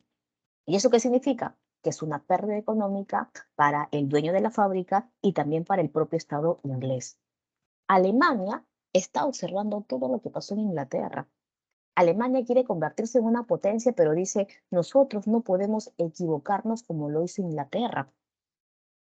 Si nosotros, dentro de nuestro territorio, empezamos a explotar a nuestros trabajadores, también va a pasar lo mismo, que el trabajador va a salir a las calles, se va a organizar, va a haber paros, va a haber huelgas, una fábrica va a parar, eso significa pérdida económica, y es por eso que en Alemania ellos decidieron que los trabajadores tengan derechos, que se les pague un salario bueno, ¿ya? Que no se los explote, si este trabajador tiene que ir a trabajar un día domingo, que se le pague el doble por ese domingo que va a trabajar, que tenga derechos, que el Estado defienda los derechos de ese proletario alemán. Es por eso que en pocos años Alemania se convirtió en el líder de la segunda revolución industrial. ¿Y eso qué significa, profesora? Que estaba prácticamente alcanzando a Inglaterra. Cuando Inglaterra se dio cuenta ya era demasiado tarde. Quien estaba detrás de Inglaterra era Alemania. Es por eso que nos dicen, ¿no? Acá hay una hegemonía económica tecnológica por parte de Estados Unidos y Alemania, y desplazaron a Gran Bretaña. Tenemos también sistemas científicos en la organización del trabajo. Tenemos la propuesta de Taylor y tenemos la propuesta de Henry Ford. Profesora, ¿cómo que Taylor y Ford? ¿Qué es eso? A ver, mira. ¿Quién es Taylor? Dice. El Taylorismo intentó aumentar la producción dividiéndola en etapas y reduciendo su tiempo, ¿no? ¿Cómo es eso, profesora? Lo que pasa es que si tú quieres aumentar tu producción, tú tienes que planificar tu producción. ¿Eso qué significa? Hay que aumentar la producción, pero dividiéndola en etapas. Es decir, yo, a ver, yo trabajador, ¿no? En una fábrica. Si a mí me pasan un trabajo y yo tengo que hacer el trabajo de cero hasta el final, me voy a demorar mucho tiempo. Es por eso que no es conveniente. Es por eso que en las fábricas dividen la producción. ¿Sabes qué, Vivian? Tú vas a hacer esta primera etapa. Tu compañero, la segunda etapa, tercera etapa, y cada uno de ellos ya sabe qué es lo que va a hacer. No vas a estar realizando varias funciones, solamente una función. Es decir, tú te vas a convertir como una especie de máquina. Tú apenas agarras la producción y empiezas a trabajar. Terminas, la pasas. Terminas, la pasas. Te conviertes en una máquina, ¿no? ¿Y qué ganamos con eso? ¿No? Que tú te vuelves experto en tu trabajo y lo haces mucho más rápido. Y mucho más rápido es la producción en tiempo, ¿no? Reducimos el tiempo y tenemos una producción en serie. ¿Y qué dice Henry Ford? Acá dice, el Fordismo fue la producción en cadena, promoviendo la especialización, la reducción de costos y mejoras salariales para los trabajadores. ¿Eso qué significa? Que ellos van a colocar una cadena de montaje, ¿no? ¿Cómo es eso, profesora? Es decir, a ver, por acá justo tenemos un pequeño video, vamos a tratar de colocarlo así chiquitito nada más. Ustedes cuando tengan tiempo traten de ver esta película que se llama Tiempos Modernos de Charles Chaplin, que justo critica a esta sociedad capitalista explotadora. Ya, mira, solo vamos a ver, no vamos a ver la película, solo quiero que veas la cadena ya. A ver, tiempos.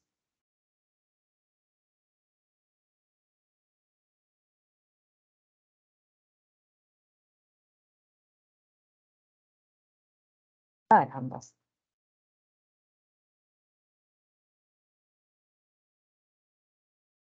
Mira, es una cadena de montaje. Ya, no te estoy pasando el audio porque solamente quiero que lo veas así algo rápido, ¿ok? En una cadena de montaje todos realizan un trabajo. A ver, mira, mira. Es una cadena de montaje. Uno hace una operación, el otro hace una operación y así sucesivamente.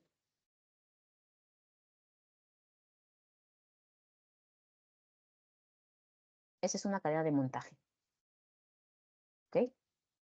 Eso es lo que propone Henry Ford, ¿no? Dice, en la producción, la cadena promoviendo la especialización, la reducción de costos, es decir, tú estás en un solo lugar, no te mueves, porque todo lo que tú vas a utilizar está ahí en tu cadena. Tú simplemente mueves las manos, mueves las manos, mueves las manos. Y claro, entre más rápido y más produzcas, hay mejores salariales para los trabajadores, ¿no? Es como que tu incentivo. ¿Qué industrias tenemos dentro de la segunda revolución industrial? La industria eléctrica. ¿Para qué sirve la electricidad, profesora? Para el alumbrado público. Es más, cuando aparecen por primera vez los primeros focos, los primeros alumbrados, la gente sorprendía. La gente salía en París y veía, wow, mira cómo alumbra, mira, ¿no? Todos felices y contentos, saliendo a pasear solamente para ver las lucecitas. pero también hay fines industriales, claro, en las fábricas, ¿no? Tú en una fábrica textil, profesora, todas las máquinas están conectadas al este, están conectadas, pues no a la electricidad, porque si no tus máquinas no se mueven, no producen. Y también para medios de transporte. Por ejemplo, para aquí, en la segunda revolución industrial, es aquí donde aparece el tren eléctrico. Claro que el tren eléctrico en nuestro país apareció recién el siglo pasado, ¿verdad? Pero en Europa aparece para el siglo XIX. Aquí en el Perú aparece fines del siglo XX. Tardíamente llega a nuestro país. También tenemos la industria petrolera. ¿Por qué es importante el petróleo, profesora?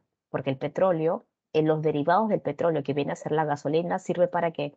Sirve para poder mover maquinarias, profesora, ¿no? Por ejemplo, los carritos, ¿no? Por ejemplo, los inventos de Henry Ford, que viene a ser los primeros automóviles, o el Mercedes-Benz. Pero aquí la industria petrolera más importante estuvo bajo el dominio de Rockefeller. Mira, aquí está Rockefeller, tenemos acá una caricatura.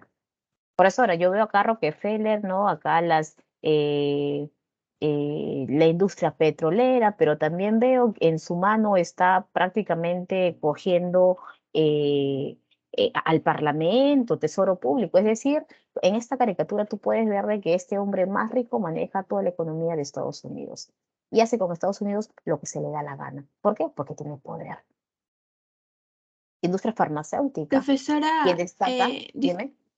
profesora, disculpe, ¿en qué se diferencia el taylorismo con el fordismo?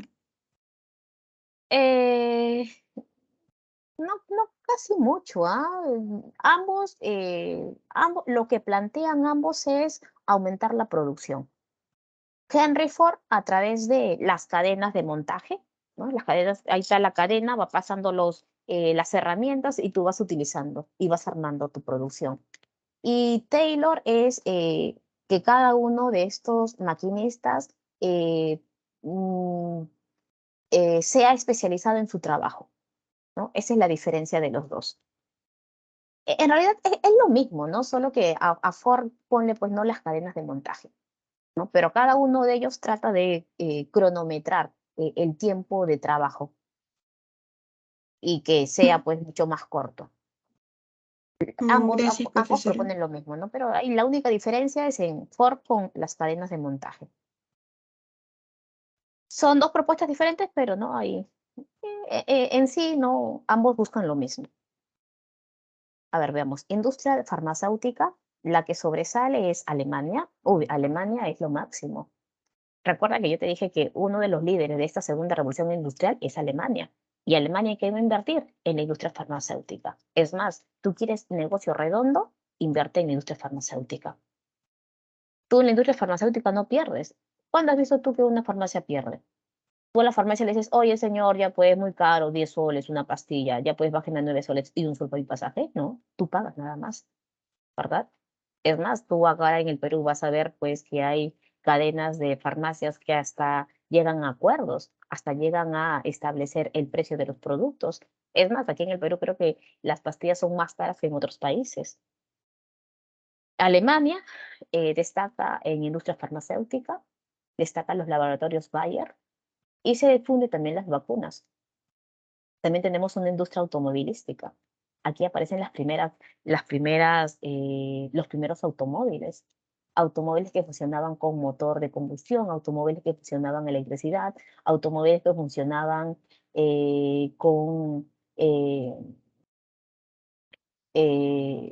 con motor de vapor también. Pero la gente decía, no, con motor de vapor, ¿para qué? Yo me subo y creo que yo más rápido camino, creo que voy más rápido que el carro. Lo que ellos decidieron era utilizar pues los carros de motor de combustión, que es lo que hasta el día de hoy se sigue utilizando. Y estos carritos para que puedan avanzar, obvio que necesitan la gasolina. Y estos carritos para también avanzar necesitan pues sus llantas. Y esas llantas, ¿con qué se hacen? Con caucho. Y para ese entonces, uno de los países más que está produciendo caucho somos nosotros. Justo estamos en el segundo gobierno de Nicolás de Piérola, donde se produce el boom cauchero y estamos exportando el caucho para Europa, para estas llantas de estos carros. El primer automóvil no se inicia con Henry Ford, se inicia con Carl Benz, ¿no? ¿Y quién es Carl Benz, profesora? Carl Benz es un alemán. Él inventó el primer carro. Y después tenemos a Henry Ford. Es más, Henry Ford era un técnico en ingeniería y él va a inventar su carro. Pero a diferencia de Henry Ford y de Carl Benz va a producir carros de alta gama. Pero Henry Ford va a producir carros mucho más baratos, mucho más económicos. Él decía, prefiero vender carros mucho más baratos a una gran cantidad de la población y tener ganancia, a diferencia de Carl Benz que hace carros para gente con plata, pero solamente logra vender pues pocos productos, ¿no? A la élite y gana menos, ¿no? Así que cada uno de ellos se va repartiendo pues el mercado. Es más, ¿no? Hasta el día de hoy yo sé que tú has escuchado hablar acerca de Mercedes-Benz, ¿no? ¿Quién es Mercedes-Benz? Como te estaba diciendo, el alemán Carl Benz es el quien producía carros de alta gama.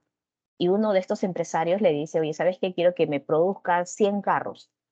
Ya, ok, con tales medidas, ¿no? El modelo tal, ¿no? Pero quiero que pongas el nombre de mi hija a esa flota. Y él dijo, claro que sí, ¿qué nombre? Ah, mi hijita se llama Mercedes y por lo tanto le llamaron, pues, no, Mercedes-Benz. Tenemos también la industria del acero. Los hornos Bessemer, estos son los hornos Bessemer, permitió el aumento de la producción de acero, ¿no? Profesora, ¿para qué sirve el acero? Lo que pasa es que si tú comparas el acero con el acero es un metal mucho más fuerte y con el acero tú puedes construir eh, grandes rascacielos, ¿no? Eso no significa que ellos van a dejar de utilizar el hierro, ¿ah? No, se sigue utilizando el hierro, ¿no? Pero como complemento, ¿no? Ya tienes al acero, que es un metal mucho más resistente. Puedes seguir construyendo rascacielos, puedes construir todo lo que tú quieras, rascacielos, puentes, la Torre Eiffel, armas, especialmente armas. Por ejemplo, tenemos los misiles hechos a base de acero, elaborados por los alemanes. A ver, vamos a ver. La industria, a ver, mira, la industria militar.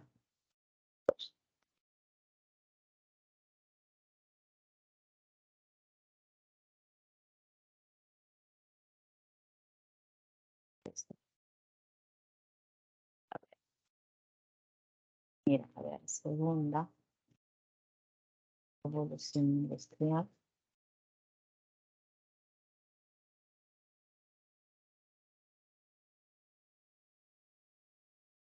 Industria militar.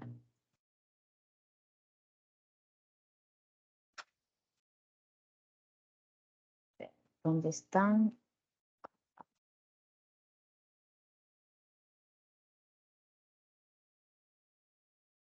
Los cañones. Aquí están. Mira estos cañones. Mire, mire, mire estos cañones Krupp.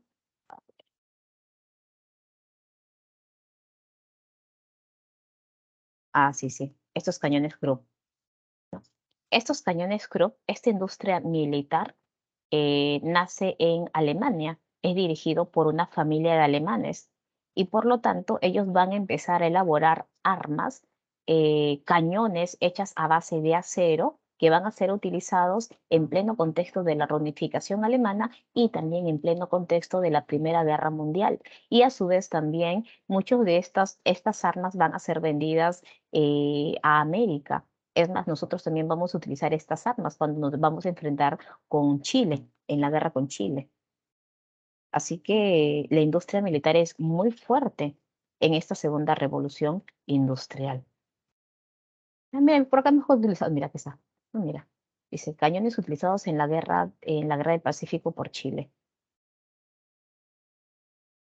A ver, consecuencias, profesora, de esta segunda revolución industrial. Hay una crisis económica en 1873 en los Estados Unidos, el Gran Pánico. Si bien esta crisis no nos explayamos bastante nosotros, pero ¿sabes qué? Esta se que parece muchísimo a la del crack del 29, ¿no? Por eso ahora, ¿por qué se dio el crack del 29? Sobre la especulación financiera, la sobreproducción, ¿verdad? Algo similar pasó en Estados Unidos en estos años. Aparecieron, dice, grandes monopolios industriales.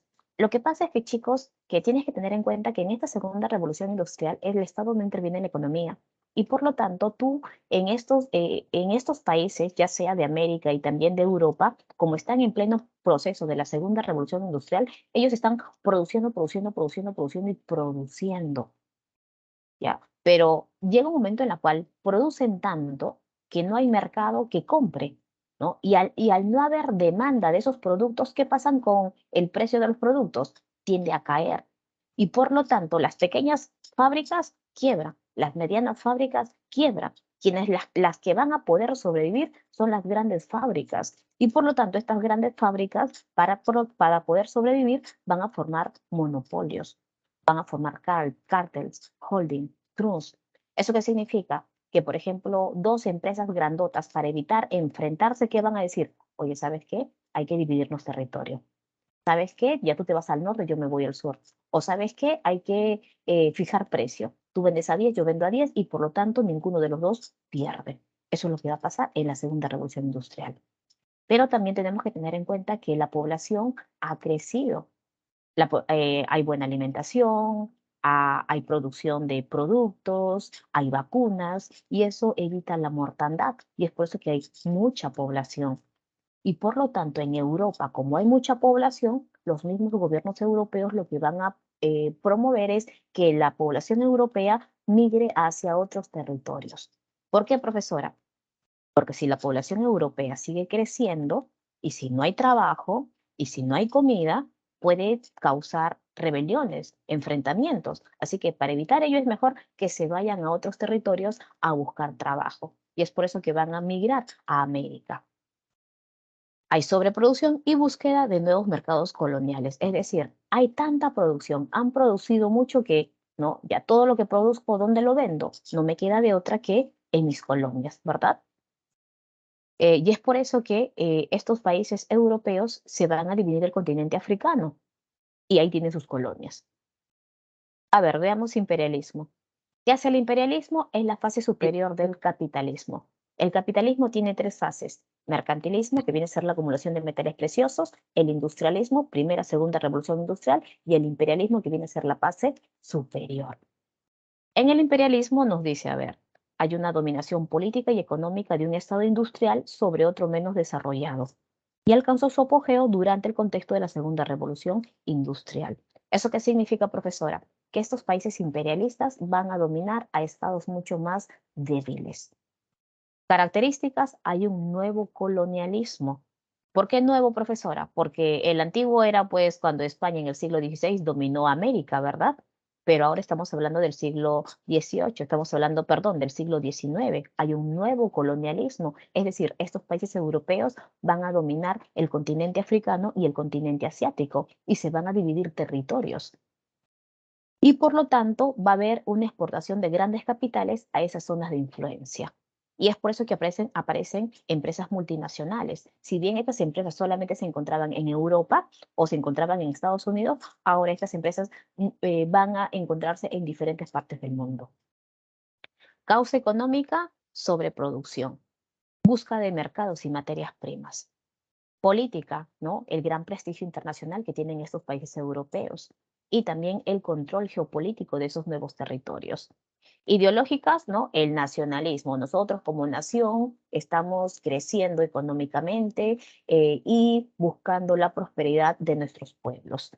El eurocentrismo, es decir, nosotros los europeos, cuando vamos a conquistarnos, cuando nosotros vamos a llegar a esos territorios, como por ejemplo África y como por ejemplo Asia, nosotros vamos con el objetivo de llevar la civilización, porque esos pueblos son bárbaros. Y también, ¿no? Tenemos ahí otra causa ideológica, el darwinismo social, ¿no? Es decir, el más fuerte siempre se impone y el más débil tiene que adaptarse. Y claro, no van con con supuestamente, ¿no? Llegan a esos territorios para difundir el cristianismo, para enseñar a esos salvajes quién es Dios. Vamos a civilizarlos. Es más, nosotros estamos corriendo el riesgo, ¿no? de llevar esa doctrina evangelizadora a esos pueblos salvajes. Y en el Y la causa social en realidad viene a ser, pues, ¿no? El aumento de la población, ¿no? Evitar que la gente de Europa salga de sus territorios para evitar futuras rebeliones. En esta conferencia de Berlín, este es el canciller Otto von Bismarck. Él es el artífice de la conferencia de Berlín. ¿Y qué es lo que hacen en esta conferencia, profesora? Llaman a todos los países europeos y por lo tanto, mira, se divide en el continente africano. En ese mapita tú puedes observar cómo se dividieron, mira, lo que está de amarillito para España, lo de verdecito para Italia, ¿no? Y cada uno de estos países europeos se dividieron en el continente africano. Primera potencia mundial, profesora, en Inglaterra con la reina Victoria. Segunda potencia, Francia con Napoleón III, ¿no? Y por acá tienes claro cada uno de sus colonias. Y la tercera potencia es Alemania, con el rey Guillermo I y su canciller Otto von Bismarck. Por acá tienes imágenes de cómo la civilización llega, ¿no? a estos territorios olvidados, ¿no? Como por ejemplo el continente africano. Y por acá tenemos el desarrollo de la Primera Guerra Mundial. ¿Por qué Ah, se da la Primera Guerra Mundial, profesora? Dime. no, disculpe, es que intenté preguntárselo antes, pero bueno, es que es sobre la gran migración europea. ¿Son pueblos de otros países que van hacia América? O sea, que Sí, van de Europa a América para buscar sí, mejores oportunidades. mejores condiciones sociales, sí.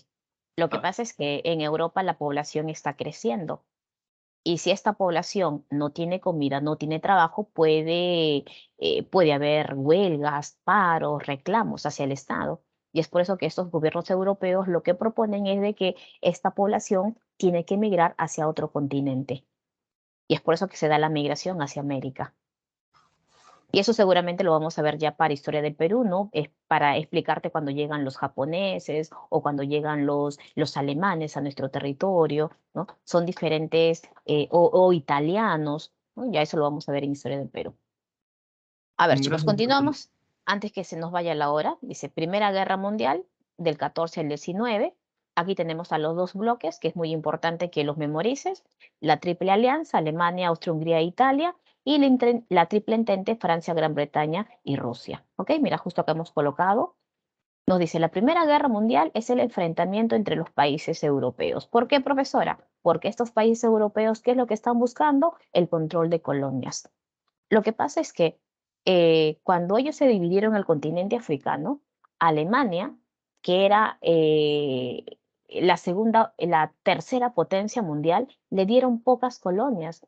Y Alemania decía, pero ¿yo qué hago con estas colonias? ¿Por qué es importante una colonia? Porque de una colonia tú obtienes materia prima, porque tienes mano de obra barata y porque tienes mercado también. ¿Eso qué significa? Que todo lo que tú produces dentro de tu país industrial, ¿dónde lo vendes? En tu colonia. Pero resulta que estos países europeos, todos ellos se van a pelear por el control de colonias. Por eso se inicia la Primera Guerra Mundial. Ahora, por acá, mira, quiero que veas estos bloques militares. En el caso de Italia, si bien pertenece a la Triple Alianza, Italia ingresa a la guerra un año después y se cambia de bloque para la Triple Entente. Ahora, en el caso de Rusia, Rusia no se queda hasta el final a la guerra con la Triple Entente. ¿Por qué no? Porque estalla la Revolución Rusa. Japón también ingresa para apoderarse del territorio alemán, Italia se cambia de bloque y Estados Unidos ingresa también en la Primera Guerra Mundial. ¿Cuándo? Alemania, eh, cuando Alemania hunde a Lusitania, que es un barco inglés, pero que tenía población norteamericana. Y ese es el pretexto que va a utilizar Estados Unidos para ingresar a la guerra. ¿Cuál es la causa de esta Primera Guerra Mundial? La pugna entre estas potencias industriales. El problema de poder controlar los Balcanes. Si tú controlas los Balcanes, controlas el comercio entre Occidente y Oriente. Y una exaltación nacionalista. Somos los mejores del mundo. Antecedentes, la paz armada. ¿Eso qué significa? Que todos los países sabían que pronto iba a estallar una Primera Guerra Mundial. Y es por eso que todos se están armando militarmente. Y también, ¿no? La pugna de los Balcanes. ¿Cuál fue lo detonante? ¿Cuál fue el pretexto para que se inicie la Primera Guerra Mundial? El asesinato del archiduque y su esposa Sofía. ¿En dónde? En Sarajevo. Matan a los herederos de la corona y es Austria-Hungría que pide, ¿no? Esclarecer esta muerte. Y resulta que donde se inició esta muerte fue en Serbia. Y es por eso que al querer Austria-Hungría invadir Serbia, a ver, mira, aquí está. Este es Serbia, mira. Austria-Hungría, ¿ya? Le pide explicaciones a Serbia. Serbia, han matado a mi archiduque.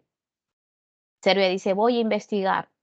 No, yo voy a investigar. Austria-Hungría se decide invadir Serbia, pero Serbia tiene su aliado, que es Rusia. Y Rusia le dice, no, no vas a invadir Serbia. Y le dice, ¿tú quién eres? Y es más, yo te declaro la guerra. Austria-Hungría le declara la guerra a Rusia.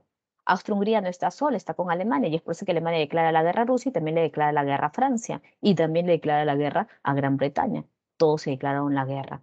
Porque recuerda que esta guerra ya estaba vista. Esta guerra se iba a dar sí o sí. Primeras acciones armadas. En los movimientos iniciales siempre quien va a ganar es Alemania.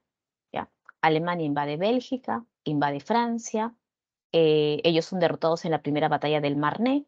Y en el frente oriental, no, a ver, mira, para que entiendas mejor. Este es el frente occidental, este es el frente oriental. Alemania se había preparado para la guerra. Pero si tú te das cuenta, Alemania está en medio de esos dos enemigos, en medio de Francia y en medio de Rusia. Alemania dijo, primero voy a atacar Occidente.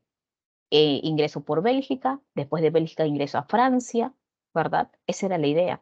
Pero cuando Alemania invade Francia, Rusia los había invadido. Y es por eso que los alemanes tuvieron que sacar a los rusos de su territorio.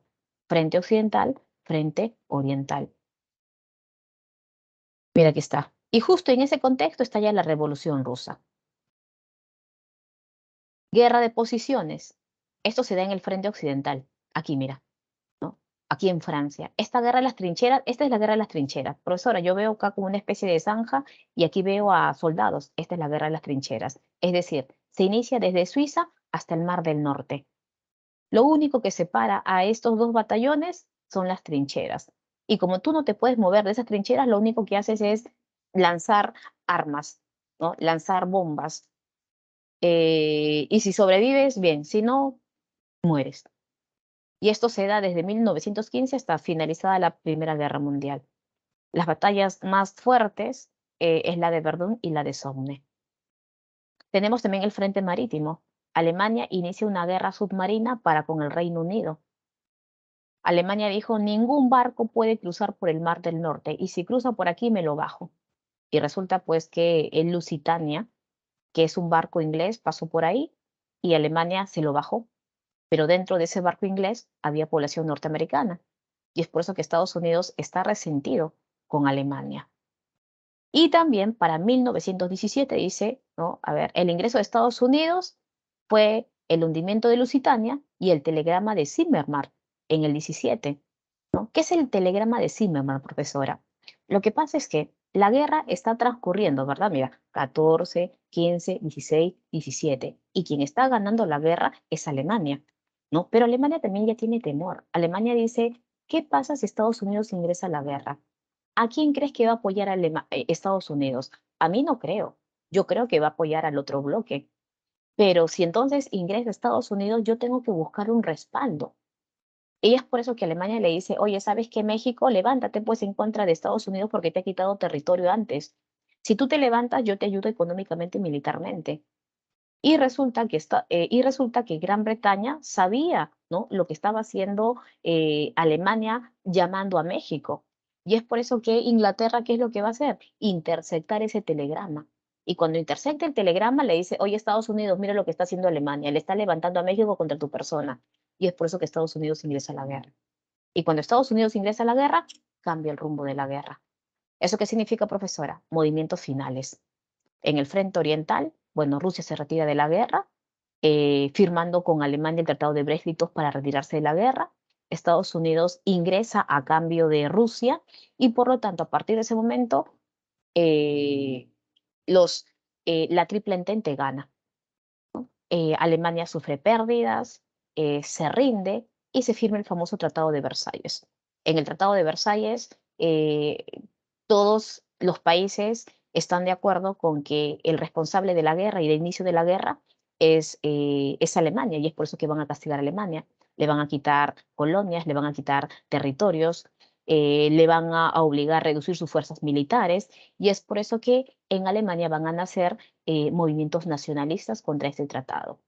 Consecuencias de la guerra, profesora: 20 millones de fallecidos, desintegración de grandes imperios, aparición de nuevos estados y se crea la Sociedad de Naciones con el objetivo de velar por la paz mundial. Pero en realidad esta Sociedad de Naciones no va a cumplir su verdadero objetivo porque después estalla una Segunda Guerra Mundial. A ver, chicos, las claves de tu separata para retirarnos porque se nos fue la hora. Anota, por favor. Primera pregunta, clave. A ver, número 1. Número 1, C. Número 2, dado. Número 3, avión.